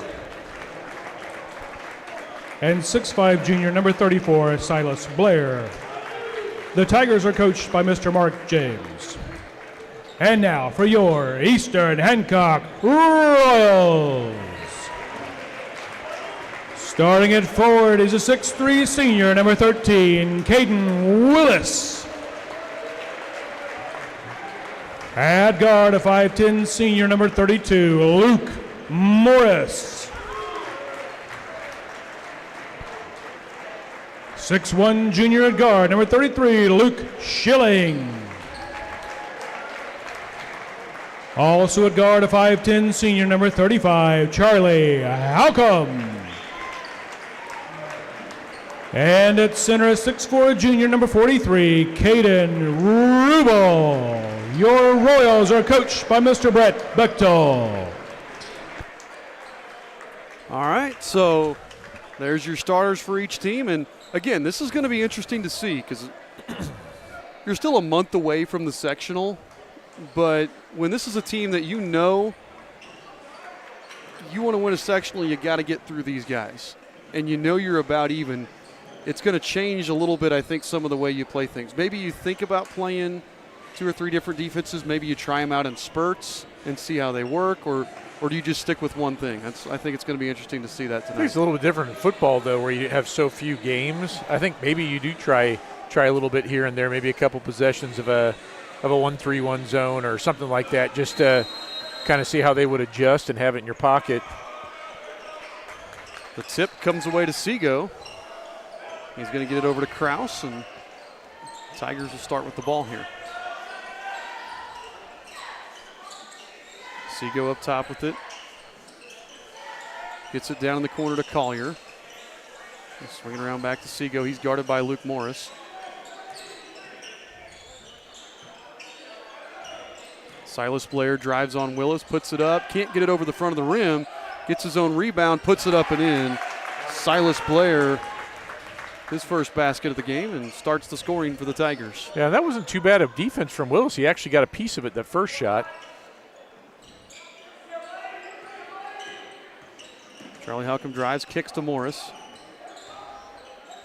Morris out to Willis. His three, way off the mark. It's out of bounds. It's going to be Tiger ball. The ref took a long time to decide which way he was going to point. Yeah. I think he yelled something, but we can't hear it from up here. So here we've got Kraus walking the ball up the court.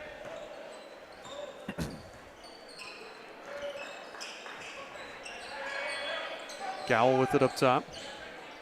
Over to Sego. Down in the corner there to Collier. Collier kicks it back out to Gowell. Over to Sego, long 2, and he got it. Eli Sego gets on the board. By the way, I was told by the guy at the scores table it's Gowl. Gowl. They said the PA guy said Ghoul. So if you're a fan of the Tigers, you can tell me which one is right. As Morris throws that one to Willis, and just out of the reach of Willis, and Coach Bechtel wants a quick timeout as the Tigers have taken a quick 4-0 lead. We're going to step away, and we'll be right back after these messages. Discover the taste of summer at Paxton Farms Sweet Corn. Located just north of Maxwell, 2 miles west of State Road 9 on 600 North. Our sweet corn is handpicked, bringing sunshine to every bite. But that's not all. Capture picturesque memories in our fields of vibrant sunflowers, perfect for photos. Bring the joy of Paxton Farms Sweet Corn to your summer gatherings. Visit us today and experience the sweetness that keeps people coming back for more. Find us on Facebook, Paxton Farms Sweet Corn. Paxton Farms Sweet Corn, the sweetest taste of summer. All right. This start of this game is eerily similar to the start of the JV game. Yes, it is. So again, Kraus going to bring the ball across. It's over there to Blair. To Gowl, back to Kraus. Hits the cutting Seago. He puts it up, and Seago with 2 more. He's their leading scorer, averages 17 points a game. And he's got 4 here to start him. Morris over to Willis. Out of Rubel. I think we're trying to set up a set to get Rubel positioned down low, but they kind of held him out. There, Rubel spins into the paint, tied up by Seago, and it's going to be a jump ball. It'll stay here with Eastern Hancock.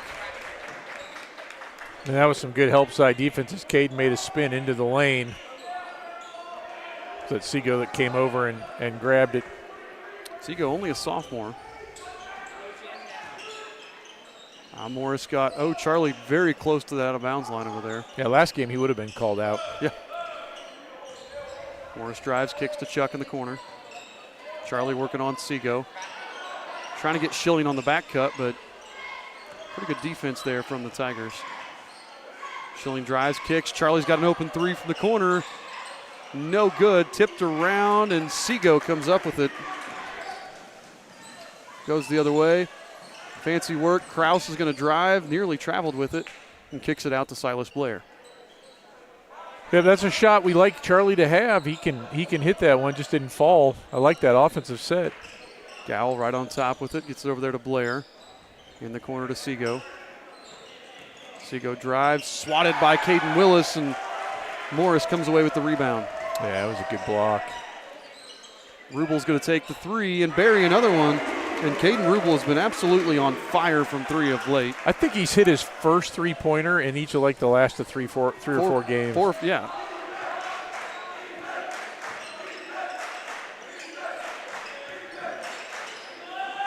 Oh, nice back cut. Yep, Seago with the back cut on Morris.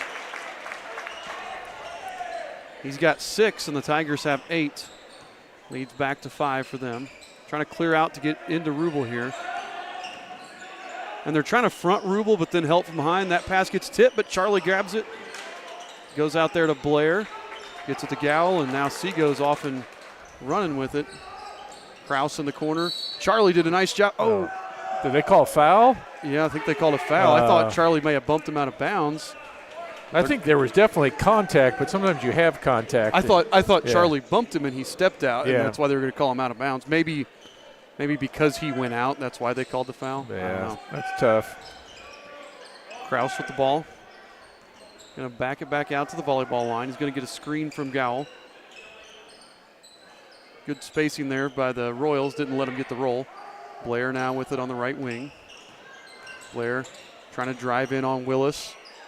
Little turnaround, in and out. Rubel with the rebound. That's what we got to do. Limit them to single opportunities. Yep. Don't give them a second chance there. And they are very, very mobile on defense. They're collapsing in when we drive, and then they're in our faces when we're out on the perimeter. Although Schilling gets the edge, puts it up. Little contact, doesn't get the call. See, and that's the same kind of contact Charlie had. Seago got another 2. He just goes right down the pipeline. Very similar to Brody Judge last night, had 9 in the first quarter. Seago's got 8. But we were able to make some adjustments and shut him down in the second half. Maybe we can do do that after. We can do that starting right now. Schilling drives to the left hand, nothing there. Kicks to Willis. Willis long two, off the mark. Nope, we don't have anybody even crashing the boards. Nope. Kraus spins around Charlie, and Kraus lays it in for two.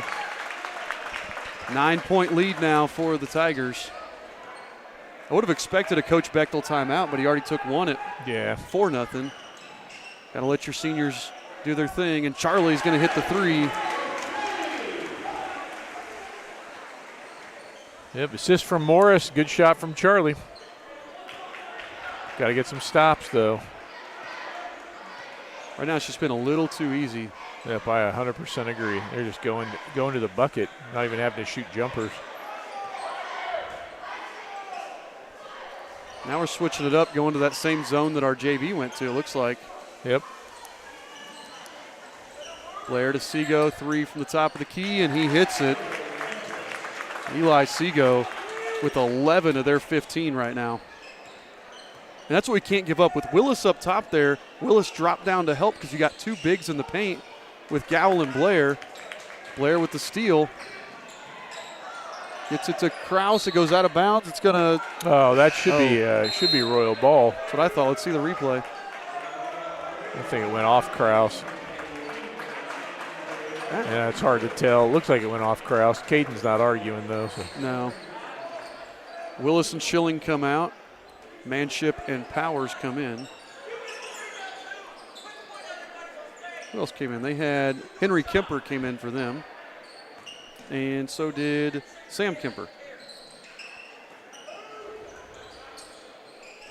Kraus stutters, nothing there. Gets to Blair at top. Blair penetrates, puts up too strong, gets his own rebound, puts it up. Something has to be called, whether it's offense, defense. Yeah.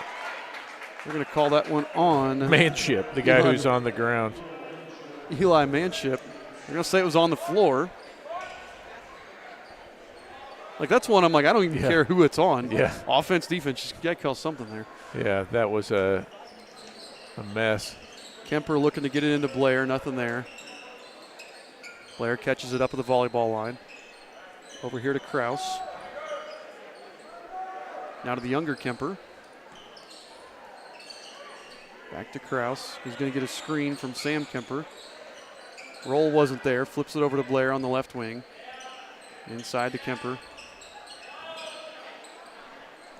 He finds Henry Kemper. Henry, nothing there. Up top to Blair. We've gone back to our man now. They hit 1-3 and we got out of that zone pretty quick. Yeah. Blair now with it on the wing. Under a minute to play. Sorry. We may be changing it up throughout the game, too, to try to give them different looks. We'll see. Right now, Seago's pretty much having his way, though.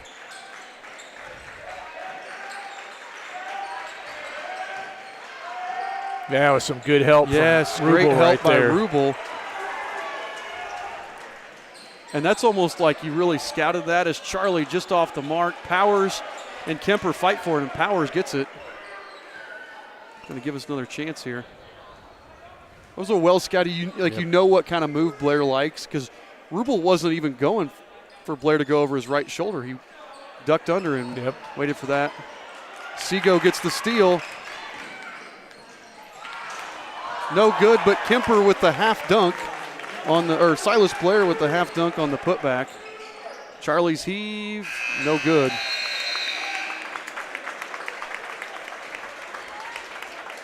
And at the end of the first quarter, right now it has been all Tigers. 17-6, they lead by 11 at the end of the first quarter. You're listening to the Eastern Hancock Sports Network. Nine Star is very focused on customer and member care, focused on making sure that however we communicate with the member and customer is how they want to communicate. You know, sometimes we're the one person that they speak to in a day, and you want that conversation to be happy and pleasant. As a nonprofit co-op, we're focused on providing the best service we can for our members. 9 Star is a different kind of company, and the difference is you.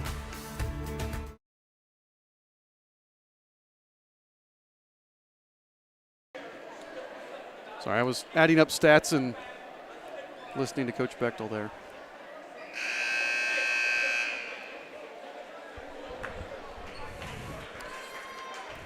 All right, this could be interesting. I mean, all he's telling them is just they're out hustling you guys right now. Yep. I didn't hear all of it because I was, like I said, I was adding up my stats. But basically what it sounded like was he just saying you're getting outworked right now. Yeah, there's a little bit of do your job and try a little bit harder, I think. And Seago's hot right now. I mean, he's made a couple tough shots, but we got to make it harder on him. Yeah, 100%. They have Kraus, Seago, Blair, and both Kempers in right now. We've got Powers, Morris, Manship, Rubel, and Shaw. Good, Eli. Manship swats that one out of bounds. That was a aggressive swat from him. Yeah. It's an angry swat by a kid who's not angry very often. A couple times I've seen him angry. It's been really good for us. Blair gets a three from the wing, and Silas Blair with his 7th point. And that was, we jumped away too far on that one, and then they went right back to him for the easy bucket. Shaw lost the handle, but gets it back up to Powers. Powers drives. He gets, thought he had an edge on Kemper. Kicks it back out to Morris. Morris drives on Kraus, kicks to Shaw. Shaw to Manship, back to Morris. He's got Rubel one-on-one here if he wants to go to him. Backs it back out and kicks over to Manship. Shaw on the right wing drives. Spin move. Pretty good defense there by Seago. Yeah, they are quick. But like, get it into Rubel. Rubel over the top. That's the first time that we have gone inside to Rubel tonight and instantly get a layup. Yep. And we saw last night, good things happen. When we got it into Rubel, they just started hacking him. And they had 4 bigs. You know, we've only got 2 here for the Tigers. Right. We either got to do that or we got to drive, I think, right now. And they're playing very aggressively on defense. Good, Manship Eli with the steal. And there's some more of that anticipation. He saw the cut coming.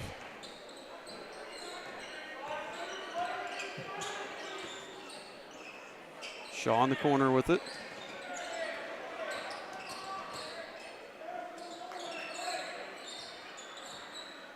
Again, if we can just get right here now, Manship, corner 3, too strong. Rubel and Blair fight for it, but it gets tipped out to Morris, right back into Rubel, and he's going to get the basket and the foul.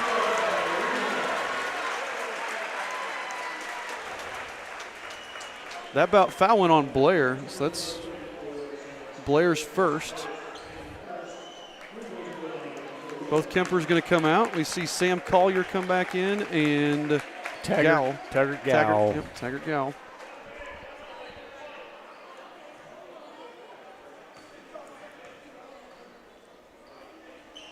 And maybe that's, there we go, Shaw. Yep, going to stay with the Royals. Fighting with Gal for him. They're letting them play physical, so you got to step up the physicality. Yep. Yeah, Coach James wants a timeout. See what kind of adjustment they're going to make, because Caden right now is overpowering the guys in the post.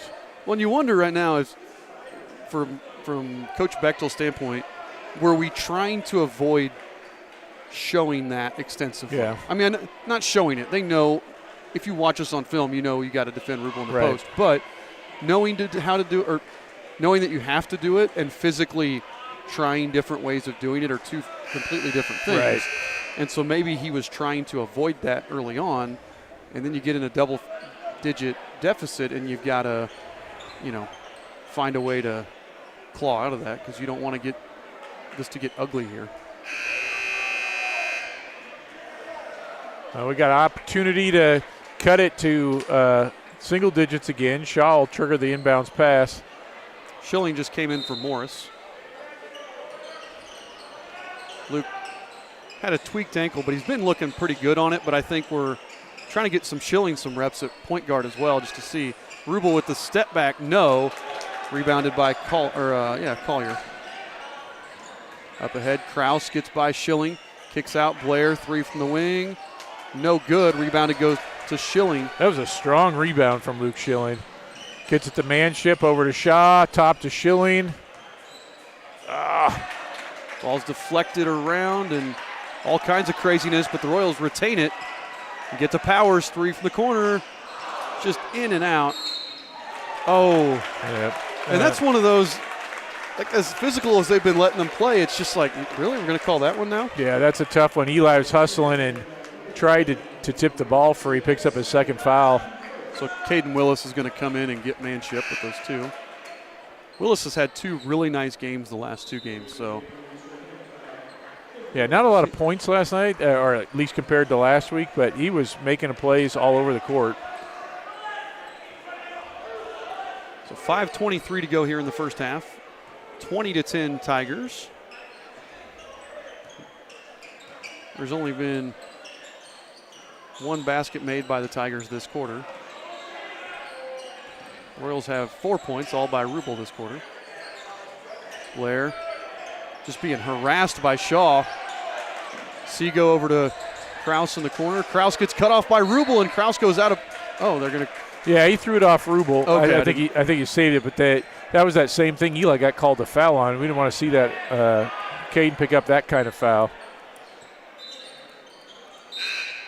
Gavin Morgan checking in. He'll give Max Kraus a break. Gavin the junior.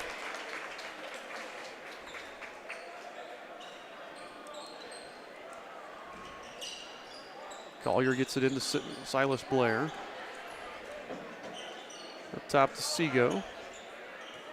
Gets the screen from Gowell. It's in, kicks to Collier.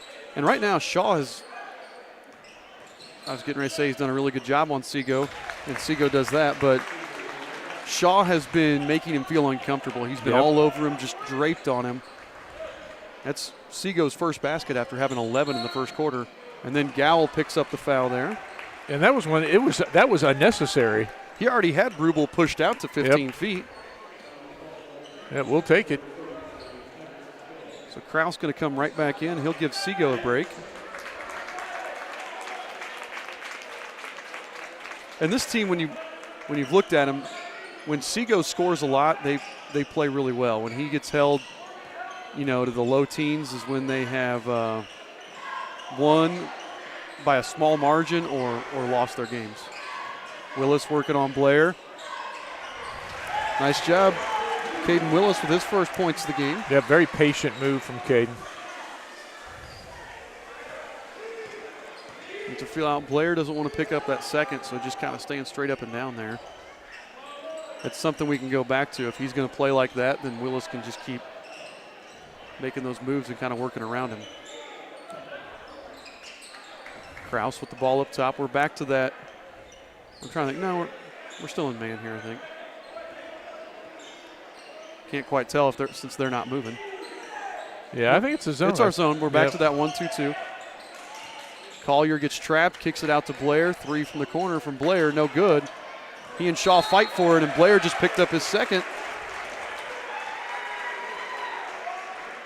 It's a big foul right there. Silas Blair with 2. Yeah. Henry Kemper comes in to get Collier. And that was good hustle. That Garrett got inside on off that long 3-point shot rebound and out hustle into the ball. 3:25 to go. Schilling running the point. Oh, just got a little lazy with that pass and threw the one-handed pass instead of taking his time there. Sam Kemper comes in, as does Seago.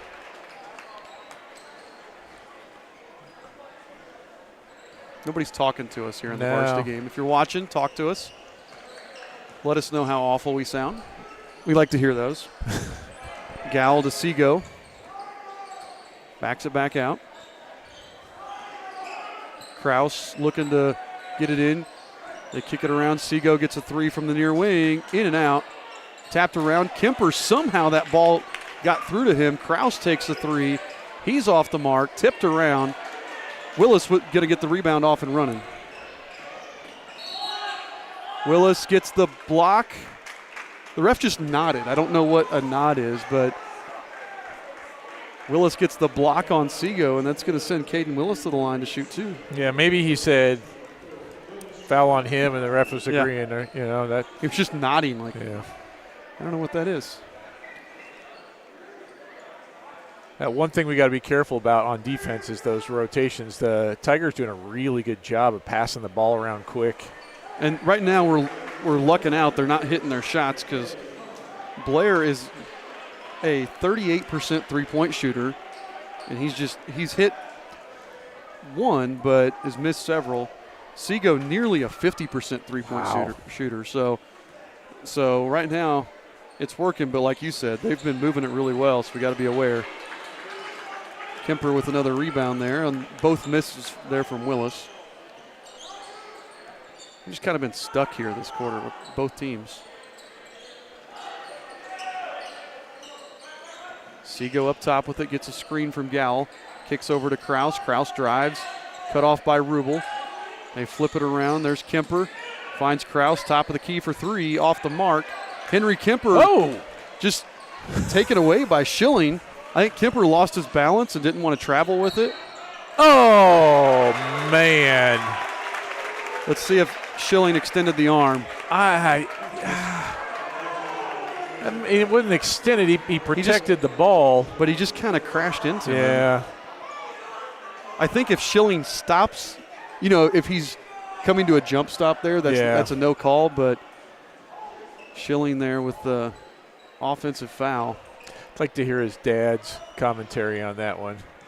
That's a rough call, especially after that good hustle play underneath the basket. So Royals still trail by 10 here. 2 minutes left in the first half. Seago up top, over to Kemper. Back to Kraus. He's looking to get a screen from Gowell. Gets it to Gowell, back to Kraus. Kraus traveled with it. Yes, he did. Thought he got through, but it's not the NBA. And that's you don't get that extra step. Sometimes you just got to take it to the basket, too. I mean, I know it's a big deal now to kick it back out when you drive, but it looked like that would have been an easier path to the basket. That was a real awkward pass. He had a nice penetration move there. Just if you're a Tiger fan, you want to see him finish it. Rubel hands off to Charlie, kicks to Willis in the corner. Willis gets by Kraus and then gets to the air. He can't do anything with it. Seago with the steal. Seago finds Kraus down inside to Sam Kemper, but Kemper not a huge scorer. His season high is 7. Reminds me a lot of Ethan Carter. Yep, I was thinking that too. Gonna do some of the dirty work inside and a willing passer. We got Gowell with the foul. Yeah, I think he was pushing off or kind of creating space. The moving Charlie, screen. didn't he? Yep. Moving screen on Gowell. That's the 5th, but we're not shooting free throws in the bonus because it was an offensive foul. But Gowell's 2nd. So he's got 2 and Blair has 2. Both the bigs with 2. Morris gets it into Rubel.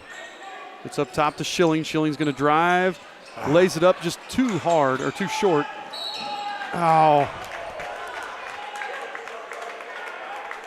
I can't tell if he pushed him or if Seago got. Yeah, I mean, Willis was just a little too close on him there. Picks up the foul. Yeah, you can't tell if maybe got his arm on him or like trying to swat the ball out. I like the drive from Schilling. I think we can get to the basket.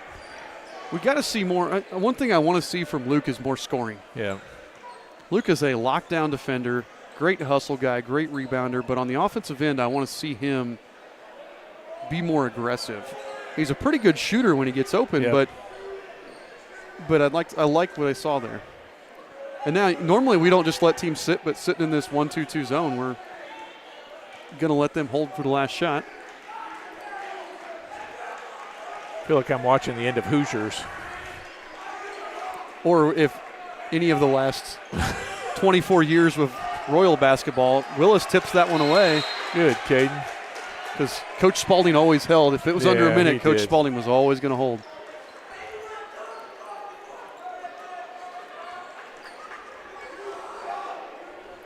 So 7.8 seconds left here. Seago gets the screen from Kemper, kicks to Kraus. Deep 3 from Kraus is perfect. That was well executed. That was really well executed. And I mean, that's a deep 3 from Kraus. If you look at this replay, he is 4 or 5 feet beyond the three-point line.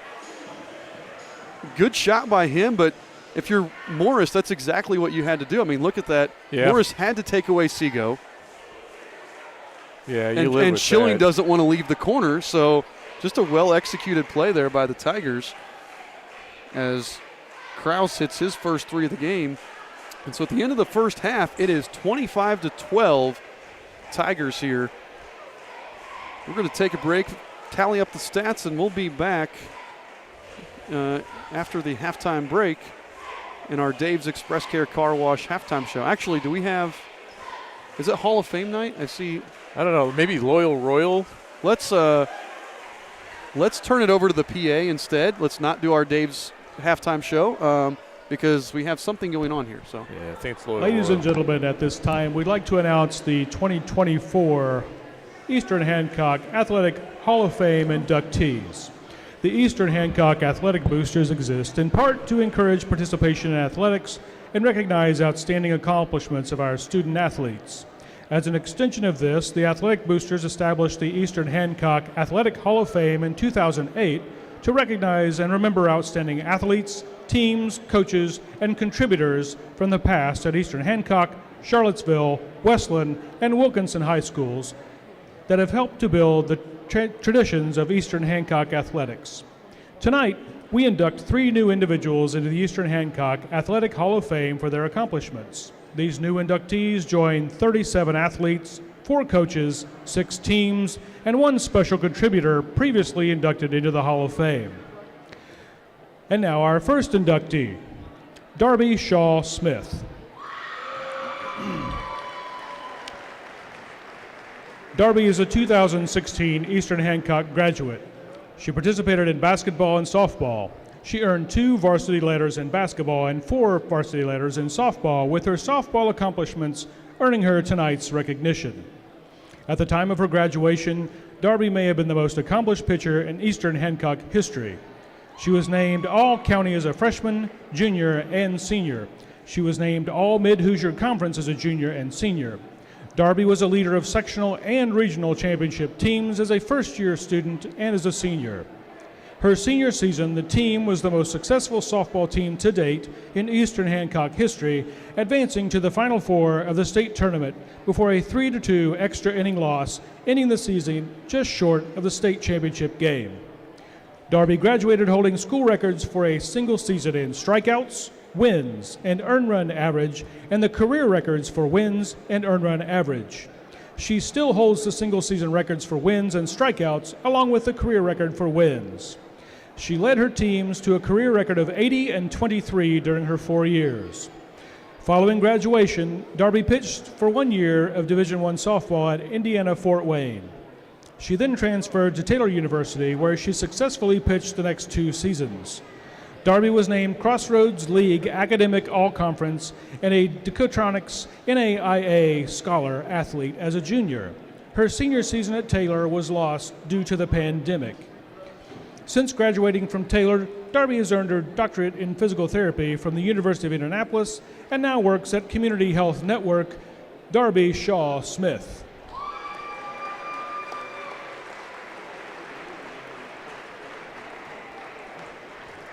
Our next inductee is Casey Ruel Bell.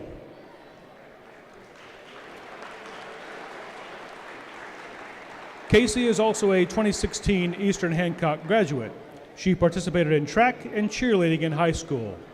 Casey was a 4-year letter winner in track. She earned her recognition tonight as a 2-time qualifier to the state track and field meet in the shot put.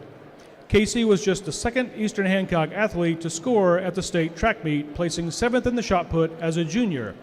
Casey also placed 13th at the state meet as a senior. She was a 4-time regional qualifier, 2-time sectional champion, 3-time Hancock County champion, regional champion as a junior, and 3rd place at the regional as a senior. She was also Mid-Hoosier Conference All-Conference as the champion in the shot put as a senior. Casey was a member of the Mid-Hoosier Conference champion track team all 4 years of high school. Casey's a 6-time school record breaker and remains the school record holder in the shot put with a throw of 40 feet 1 1/2 inches. Casey graduated from the University of Indianapolis with a degree in business administration in 3 years and was a member of the track team for a short while. She graduated from college with honors and magna cum laude, maintaining a 3.8 GPA. Casey was married in December 2018 to Brad Bell. She and Brad live in Greenfield with their daughter, Elena. Casey is employed as the business administrator for Rubel Outdoor Concepts. Casey Rubel Bell.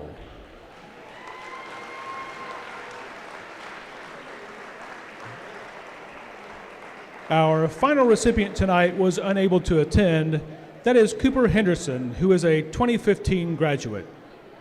Cooper participated in football and basketball.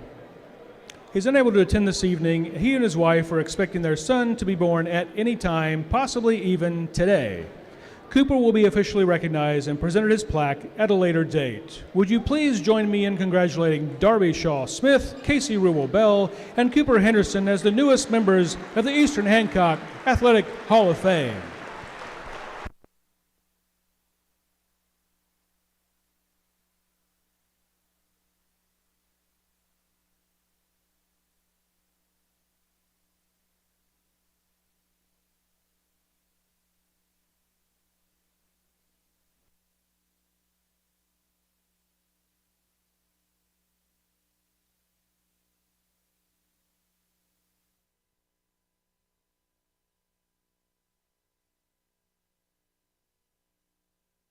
Looking to give your car that sparkling clean shine it deserves? Look no further than Dave's Express Care Car Wash. Conveniently located at 1749 West Main Street in Greenfield, Dave's Express is your family-owned and operated car wash destination. Choose from our wide range of wash packages. And while your car gets pampered, you can indulge your taste buds at Dave's Express Grill. Have a bite of the world-famous Super Tenderloin Sandwich. Dave's Express Care Car Wash, where exceptional service meets unbeatable value. Experience the difference today.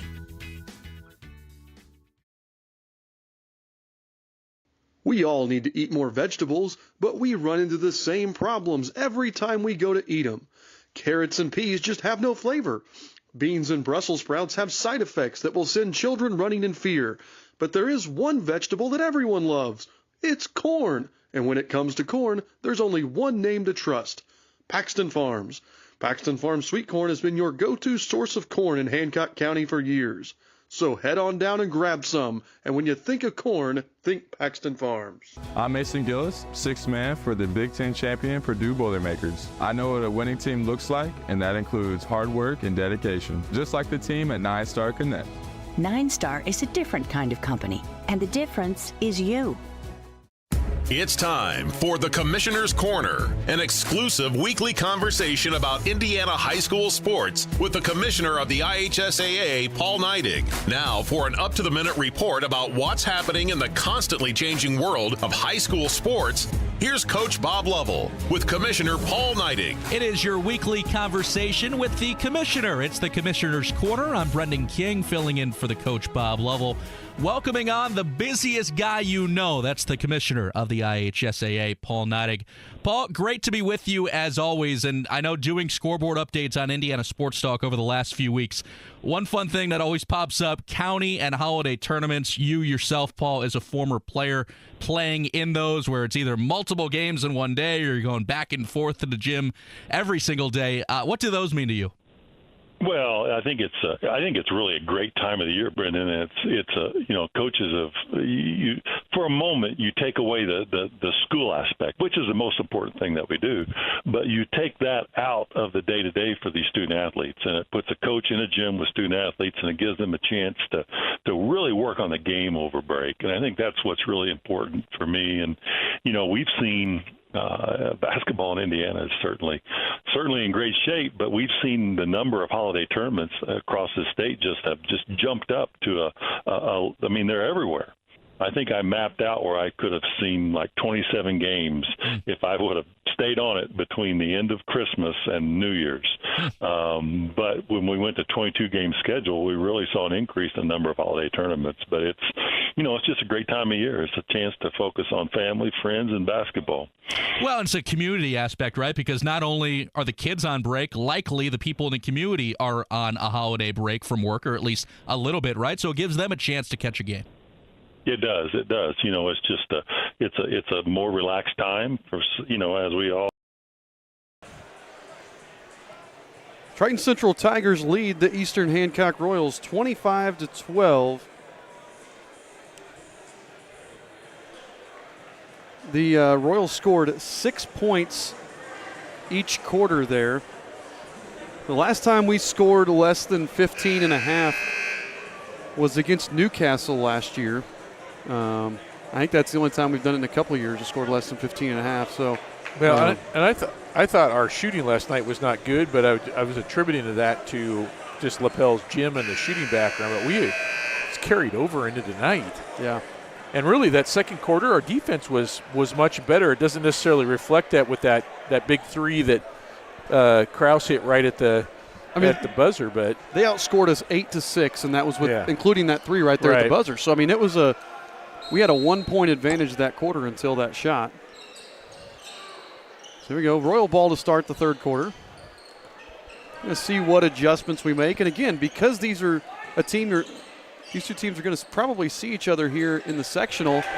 Go right into Rubel. That's an adjustment. Yeah, I was going to say that was one of them right there, Charlie, with the entry pass. You wonder again, are you going to show everything? Are you going to do, or are you going to try to win with maybe, your plan B, or are you going to just keep switching back and forth? Blair for three, no. Willis lost it. Oh, they're going to say it was our ball, though. Yeah, I think Blair tipped it out of his hands. The other thing is that, and I can't begin to speak for Coach Bechtel, but if we lose and it's by a bunch, that could have a psychological effect later on.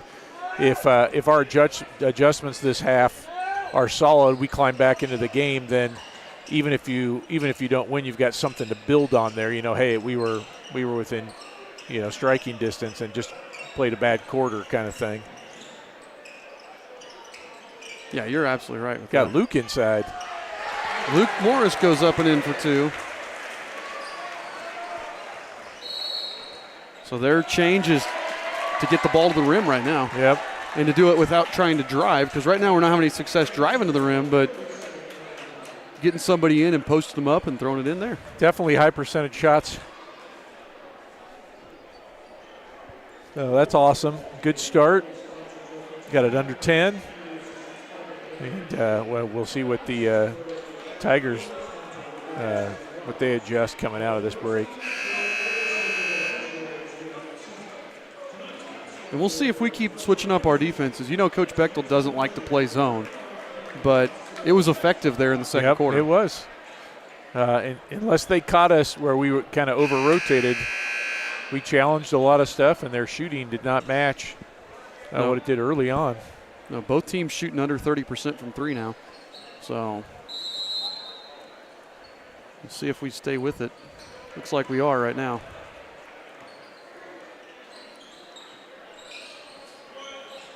Skip pass over here. Got around. There's Krause up top. And Coach Bechtel's yelling, "Watch the corner!" Kind of on that rotation. So you go to Blair, to Krause, into Blair. They throw it into Gowell. Gowell up. Good defense there. Rubel just stayed straight up and down. Willis drives in. Blocked by Gowell, and Gowell grabs the rebound. That's tough. Yep, that's a tough play. Gowell went up. Krause, I thought he traveled, but they're going to call a foul. They're going to call it on Schilling? I think Schilling. He's looking at Schilling. Yep. It's Schilling's second.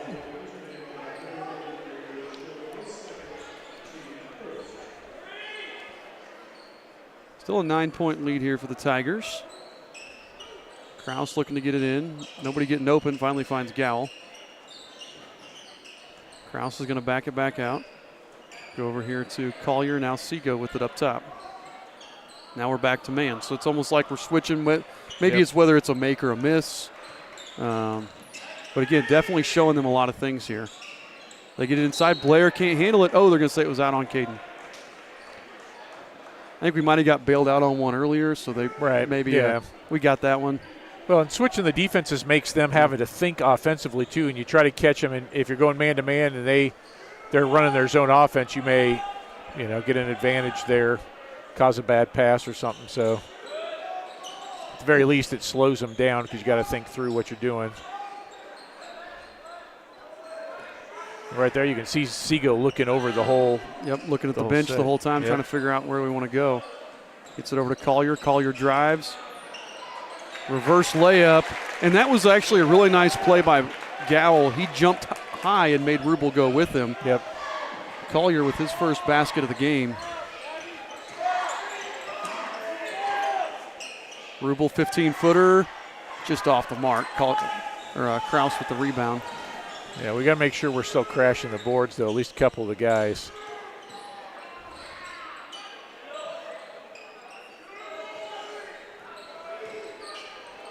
They got it. Oh, they couldn't take advantage. No, he is. You mentioned last time. I think Gowell is really trying to pull Rubel out. Yeah. So we're not there for the rotations, and Caden's playing it smart right now. Got Willis now. Willis jumps out at Seago and picks up the foul.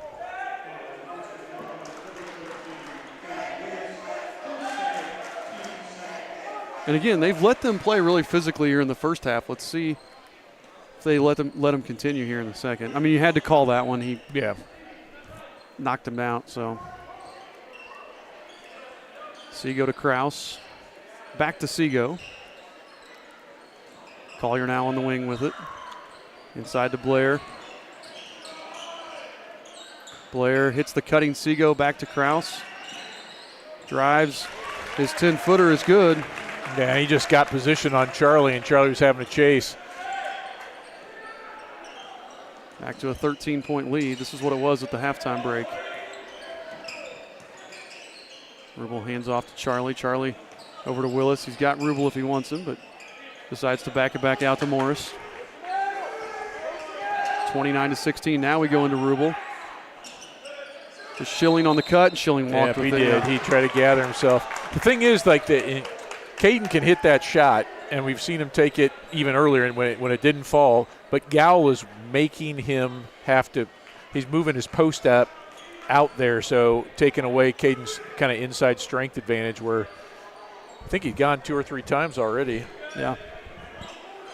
Blair on the wing, back up top. Inside to Collier. Back to Kraus. 3 from up top. No. Oh, Charlie knocked it out of bounds there. Tried to tap it away. Oh, no. Well, that was maybe that's the makeup call. Yeah. Because I thought that was totally off. Charlie was trying to swat it away so he can swat it to himself, and it looked like he knocked it right into the bleachers. We need some breaks here, though, so Willis is going to drive on Blair. Blair straight up and down. Morris there, though, for the offensive rebound. He puts it up, and Seago is going to get the foul. And I like that Morris, he went up towards the basket and not trying to fade away or whatever, and ends up with the foul. That's 2 on Seago, so Morris will go to the line to shoot a pair. Luke Morris shooting 61% on the season. Rolls out the first one. And we've picked a bad couple nights to start missing our free throws. Yep. We shot poorly last night. Fortunately, we talked about it, Lapel shot terribly too, so it balanced out. But in a game where you're struggling to score, yeah, these are the points we need to take advantage of. Seago with it. Over to Collier. Throws it stolen away by Rubel. Finds Charlie. Charlie wanted that 3 and then realized how far away he was. He looked up, and it was like that Krause's right before halftime. That one's knocked away. It's going to be off of Collier. That's actually probably better because I looked at where Caden was, and he was behind the basket by the time he could get that one. If he caught that, nothing good was going to happen. No. See, both Kempers just came in. Sam Kemper's guarding Willis right now. Back up top in the circle to Luke Morris. Rubel instantly working. Dishes over to Willis. It looked like that pass was going to Charlie. Like he threw it so hard, it almost looked like he was throwing it to Charlie Halcomb in the corner, but I think it was just the arms draped on Rubel. He was having to fight through. He drew a double team immediately. So Kemper with it, being harassed by Schilling, picks up his dribble in the corner, gets it out to Kraus. Kicks over to Seago. We've really extended our defense here. They hit Sam Kemper. Kemper goes up and gets the basket. Morris tried to get the foul or the charge call, but ref told him no. Find Schilling, same play. Schilling, three from the corner, hits the side of the backboard, and then Schilling picks up his third as he fouls Kemper going for the rebound. Yeah. Sam Kemper comes in and makes a basket and then picks up the third on Schilling.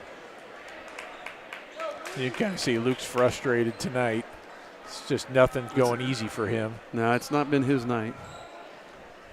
Well, in the meantime, Powers, Shaw, and Manship all check back in for the Royals to join Halcomb and Rubel.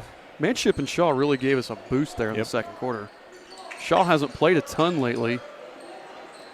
I really liked how he played the first half when he was in. Blair to Seago. And again, we're just jumping out and not giving them any looks, even though they're 3 or 4 feet beyond the arc. Blair in the short corner, back out to Kemper, back to Seago at the volleyball line. Kraus finds Seago in the corner. Seago three, buries it. Man, he's got a good shot when he gets open. Yeah, and that was just good offense. We were so far rotated over, we couldn't get back quick enough. Oh, good job. Manship, for the first time in his life, couldn't handle it. They get it up ahead to Blair, and Blair lays it in for two. Manship has the best hands on the team and just lost the handle, and Coach Bechtel's going to take a timeout, so this one calm our players down here as the Tigers have gone on a bit of a run and have extended the lead to the 17, the biggest of the game. We're going to step away and hear from our friends at Dents Automotive. Attention car owners. Has your vehicle seen better days? Introducing Dents Automotive, your go-to solution for those unsightly dents and dings. Our expert technicians use state-of-the-art techniques to restore your car's beauty like magic. Whether it's a minor ding or a pesky dent, we've got you covered. With years of experience and a passion for perfection, we'll have your car looking like new in no time. Don't let dents cramp your style. Visit Dents Automotive today and drive away with a smile. Your car deserves the best. Dents Automotive, where excellence meets restoration. I'm Mason Gillis, sixth man for the Big Ten champion Purdue Boilermakers. 9-Star has blazing fast internet. A call to 9-Star for high-speed internet is a slam dunk. 9-Star is a different kind of company, and the difference is you. Yeah, that's strange. Scott, we were just talking in the break. Only 119 people watching this evening, but there's a ton of fans for the Royals here. And Triton Central's filled out their side pretty well on the same, so. And we have a pretty decent student section tonight, too. Yep. So good to see everybody out for this game.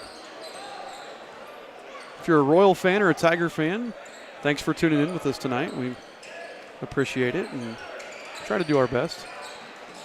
Charlie Halcomb gets cut off. Can't find anywhere to go and it's stolen away, but then we'll just call that a deflection. Powers corrals it in the backcourt. Shaw thought about the three. Backs out of it, throws it up. Manship saves it to Powers. Yeah, we're scrambling right now. We need to settle down. Because we were scrambling, but their defense was actually staying pretty solid. Rubel's going to work on Blair now in the post. Up and over Blair, and Rubel with his 11th point of the game. And he's the only one who consistently is getting anything going. He's the only one with more than 4 for us right now. 15-point lead for the Tigers. Kraus guarded by Charlie. Ref started counting, drive to the basket. Travel, yep. We've seen that a couple of times from the Tigers.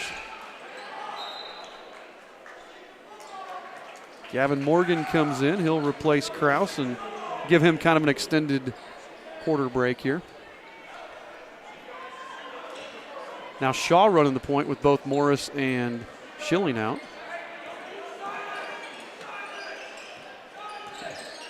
Charlie gets it into Rubel. Stolen away, maybe.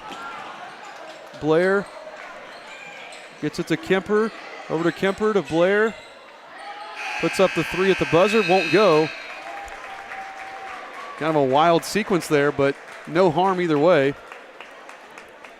And at the third quarter break, the Triton Central Tigers lead the Eastern Hancock Royals 36-21.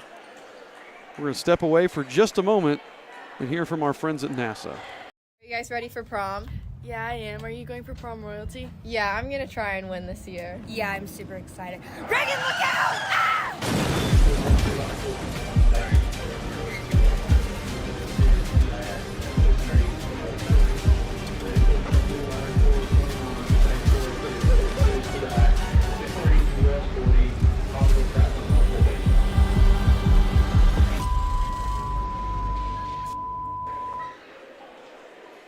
All right, folks. Scott, it's that time of the game. Time for our Dave's Express Care trivia question. And this one's about the girls basketball team.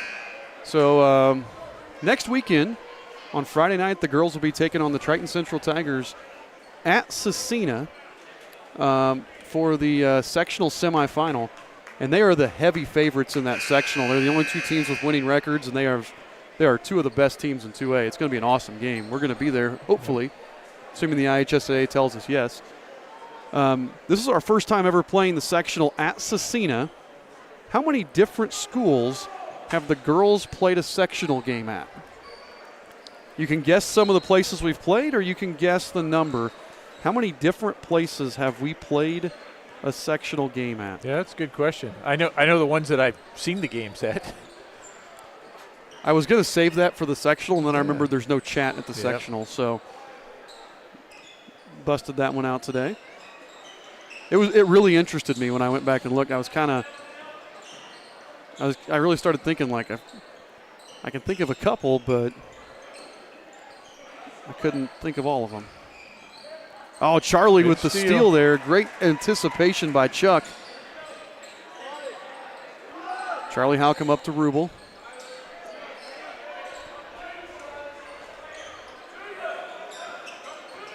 Shaw drives with the left hand. Gets cut off there by Sam Kemper. Gets it back up to Charlie at the volleyball line. Charlie's pass stolen away by Henry Kemper. They go up to Blair with the reverse and Manship with the block, but they're going to call a foul. I don't know who the foul was on. It's going to be Manship. I think they got him with the arm coming down. Yep. I didn't know if Charlie bodied him as he went up. Let's see here. Yeah, it was Eli. That really wasn't bad, but Manship didn't argue it. He just kind of threw his hands up like – I couldn't tell if that was I don't like the call or exasperation. I think probably both. We have a Grace Stapleton sighting. Grace Stapleton guesses 7. Hi, Grace. Silas Blair hits the first. We'll have one more coming. Hopefully he shoots it quick, as Coach James has still got his team tunneled up over here. I think thinking about your question is that I don't have much history beyond the last maybe 15 years or so. Back to a 17-point lead here. Powers on the right wing, gets it into Rubel. Rubel finds Shaw. Shaw with the floater, just can't get it to fall. Manship there for the offensive rebound. Shaw tips it out to Henry Kemper, though.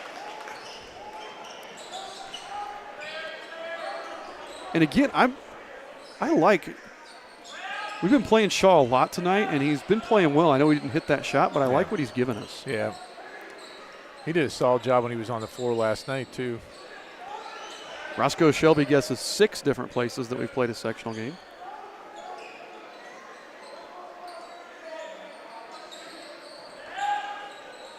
Blair at the high post. Kicks it over here to Gavin Morgan. Back up top here to Henry Kemper. Now Seago with it. Gets cut off. Approaching 6 minutes left here in the game. Tigers lead by 17. Seago guarded by Shaw, gets it into Blair. Blair kicks out to Sam Kemper, swings it around there to Morgan. Morgan getting hounded by Powers and kicks it back out to Sam Kemper at the volleyball line. Tigers are really, really patient offensively. And they've demonstrated this a bunch tonight. They just go and then they reset if they don't see what they like. Morgan into Seago, and he lays it up for 2. What they like usually involves getting the ball to Seago. Although he's only got 18 after having 11 in the first quarter. Sam Kemper picks up that foul. His first, team's first. We got Roscoe Shelby gets 6. Dana Allen's going with 8. She says Mount Vernon, Knightstown, Shenandoah, Triton Central, Eastern Hancock, and then obviously Cecina. Nice. Gowell just came back into the game to replace Kemper. Luke Morris came in as well, as did Caden Willis. Willis with the Euro step, but the exchange rate was not good tonight. Yeah, you got to travel to get to Europe, right? Yeah. Powers nearly steals it away from Seago. That was a travel right there. A little hop from Blair. Maybe close to 10. Morgan gets it, though. Oh, that would have been a 10 call in the JV game. Yeah. I like that full court press from Coach Bechtel right there. It was really effective, too, because they were stymied there for a sec. Blair gets, Rubel gets got the hips. No more guesses. 6, 7, and 8 are our 3 guesses so far. Grace, I hope college is going well, by the way. I do know of at least one more. Actually played there a couple of years ago. I think 2 years ago. Mm-hmm. Oh, Rubel nearly with the interception there. Get into Blair. 10 feet out, working on Rubel. Rubel with the block and the rebound. That was good, solid defense.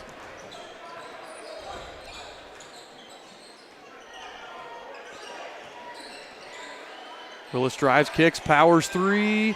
Strong. Rebounded by Seago as he and Morris both go crashing to the floor. Oh, good hands by Charlie Halcomb, because that was an easy layup if Charlie doesn't get there. Willis does get the roll. And Coach Bechtel going to take a timeout as we've cut the lead back down to 17. So we're going to take a quick break, hear from the IHSAA, and then we'll be back. Some people see a huddle in the locker room. We see a second classroom. Some see a student athlete on the court. We see a future leader in the community. You see, high school sports in Indiana are special. That's because they're about learning and growing, not just winning and losing. Fans, I'm Commissioner Paul Neidig. Support education-based athletics in Indiana by buying a ticket to your high school's next athletic event.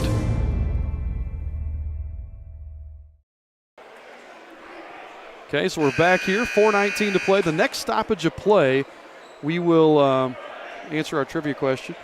Hey, Roscoe, sorry, comment there about the 9 wrestlers. We had 9 EH wrestlers who advanced to regional next week. I think 3 sectional championships. We mentioned that during the JV game, but it kind of got away from us here during the varsity one, so thanks for bringing it up, including young Dominic. Zane Badgley and Braden Bowles are champions.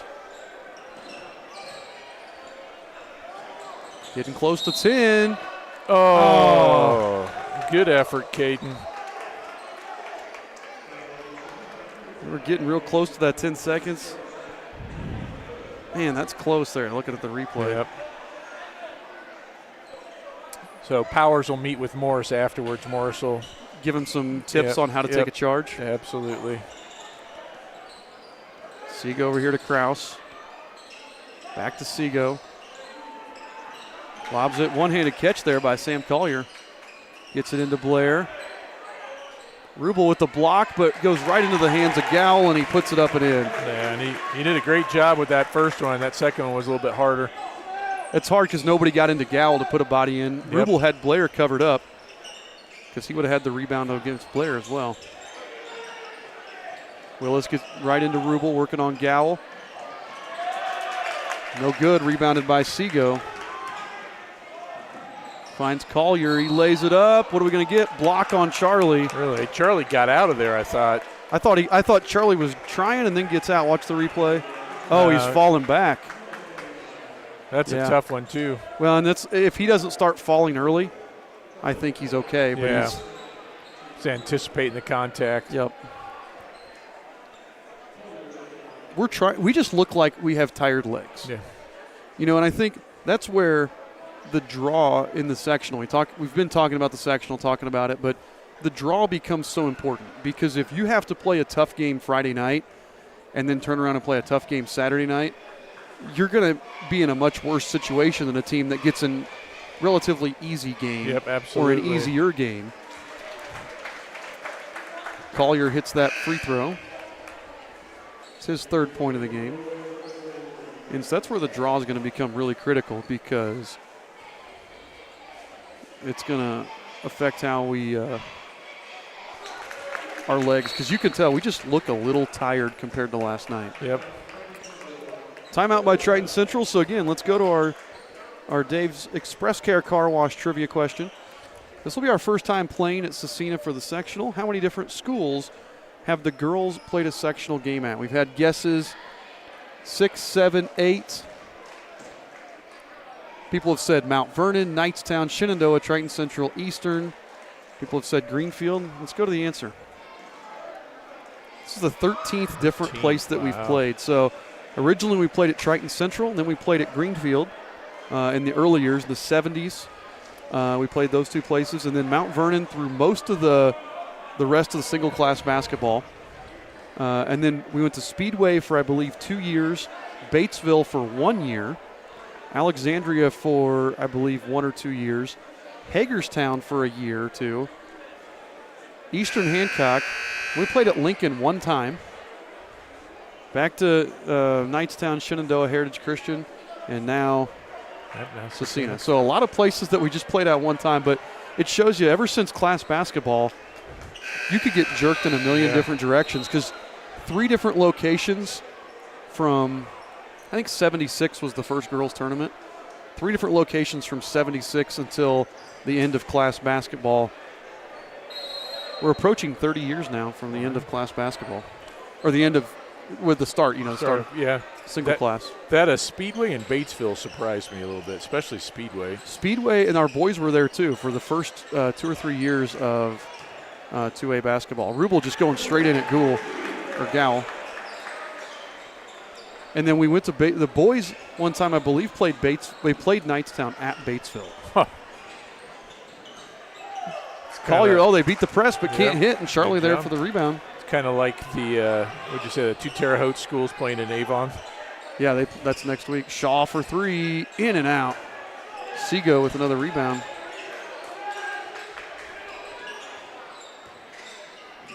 They beat it. Gowell can't get the layup, and Willis there. That's 2 blown layups in a row now for the Tigers. Charlie with a deep 3 off the mark. Seago with the rebound. Up ahead to Blair. Blocked by Willis. That was that was a really, really good play from Willis, because normally that will end up in a foul. Yeah. And right now we've just gone into chaos mode. Rubel airball, Kraus with the rebound. Yeah, this is like playing on the playground. We kick it out. Kraus will back it back out. And right now, we're sitting on 25 points. That would tie the school record for fewest points we've ever scored in a game in Eastern Hancock history.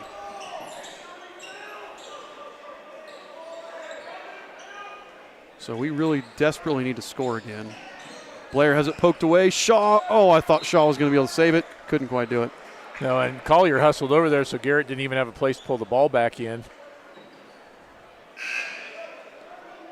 I think talking about the travel, because the boys went to Batesville and the girls went to Alexandria. They both played at Batesville and Alexandria, both boys and girls. And I think we played Knightstown at Alexandria one time as well. Nice. Back when Dusty McGee was there, and they were winning a lot of sectional titles and winning a lot of games. Yep. John, I do remember that doubleheader we played at Speedway in the regional. That was an awesome day for the boys basketball team. Kraus out on the wing, flips it over here to Seago, to Blair. Yeah, he's going to play keep away right now. Yep. Seago to Blair to Collier. Collier swatted by Rubel. Shaw with the rebound. Up ahead, Powers for 3. In and out. Tapped out of bounds by Collier. And right now I'm just hoping we hit a shot to get it so we don't have the infamy of fewest points in a game right now.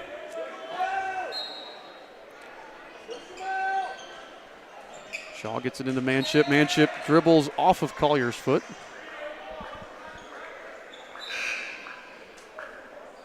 Gavin Morgan will come in and replace Kraus. And who else is coming in here? That is Braden Hoover. Hold on.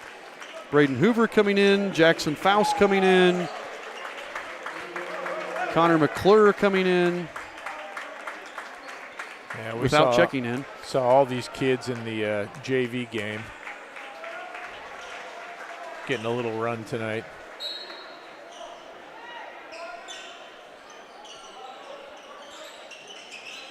Shaw on the wing with it, gets it into Rubel. Rubel turnaround jumper is short. Manship there for the rebound. And he ties up, is that McClure? Yeah. He and McClure get tied up. It'll stay with the Royals on the jump ball. 51 seconds remaining. Rex Laurie now checking in.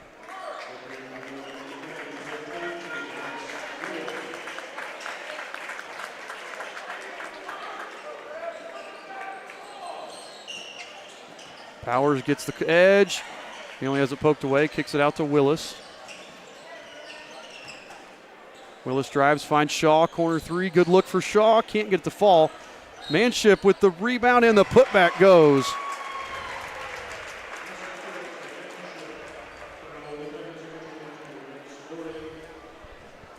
So that foul went against, I did not see who they signaled. They're going to call it Rex on Laurie. Manship hits the free throw.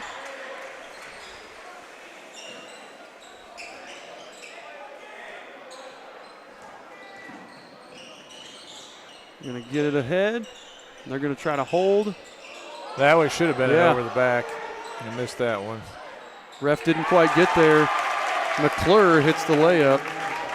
And I think actually that the line is faded out where he stepped, and it may not have been as obvious. Yeah, you're right. Because of the logo there. Yep. Willis has his pocket picked. Faust has his pocket picked. Manship loses it out of bounds with a half a second on the clock. And I think that will probably do it. Yeah, you'd barring think so. a alley-oop lob for a dunk here.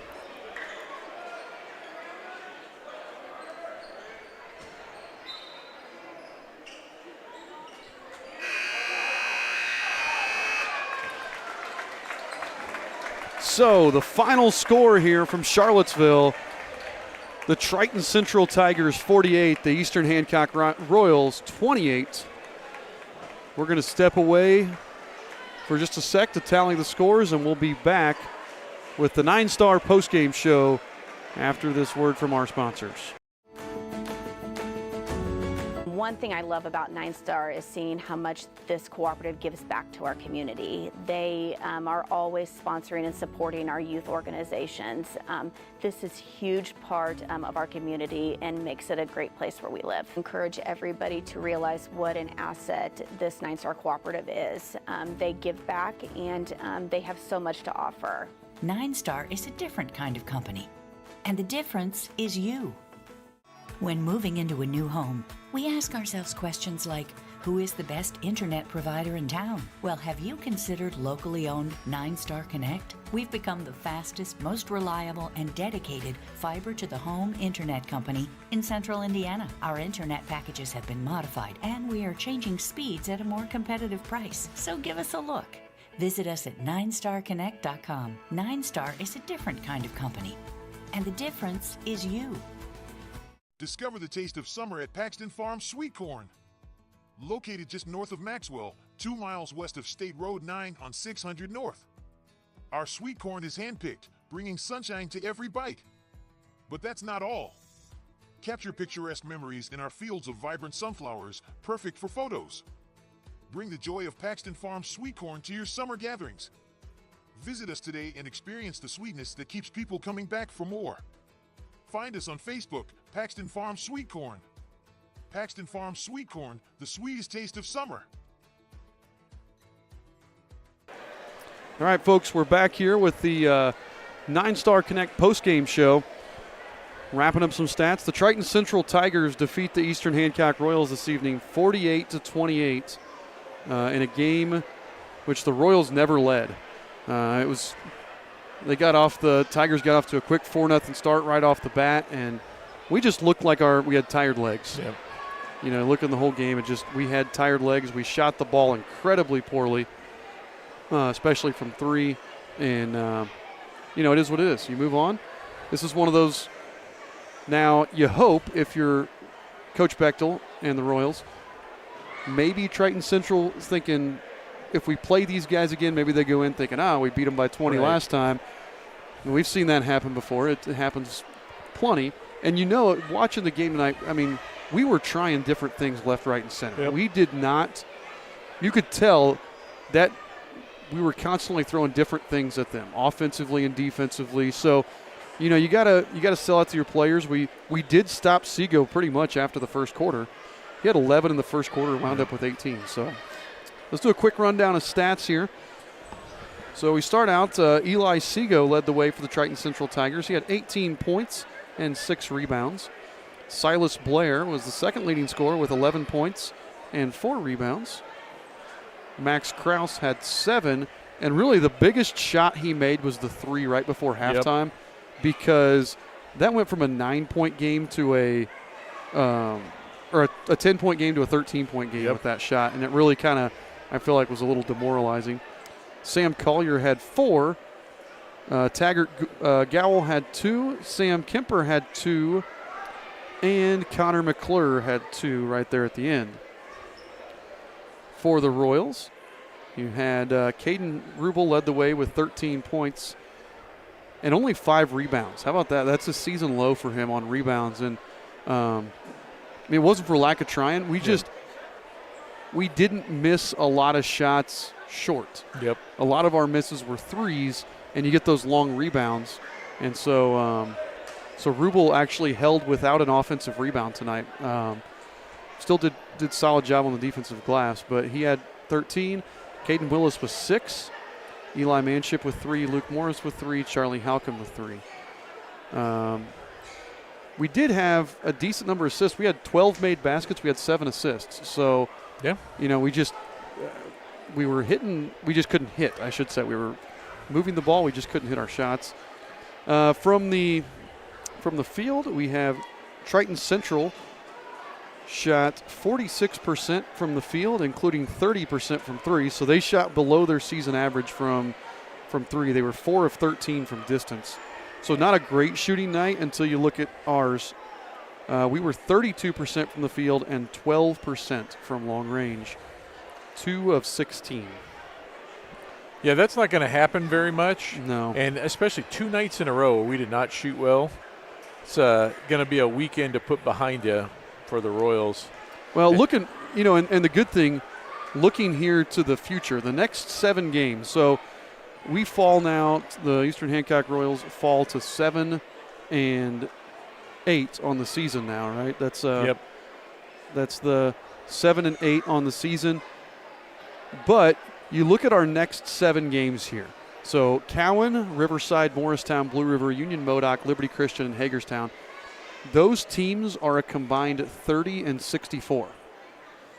So for a combined winning percent, they average 30% winning percentage, and that includes Liberty Christian is 10-7, 10-7.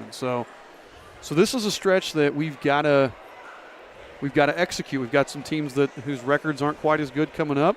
Doesn't mean they're bad teams. I haven't looked at their schedules. I'm sure Riverside, they're an Indianapolis school. I'm sure they play a lot of talented teams. Right. I know Liberty Christian does.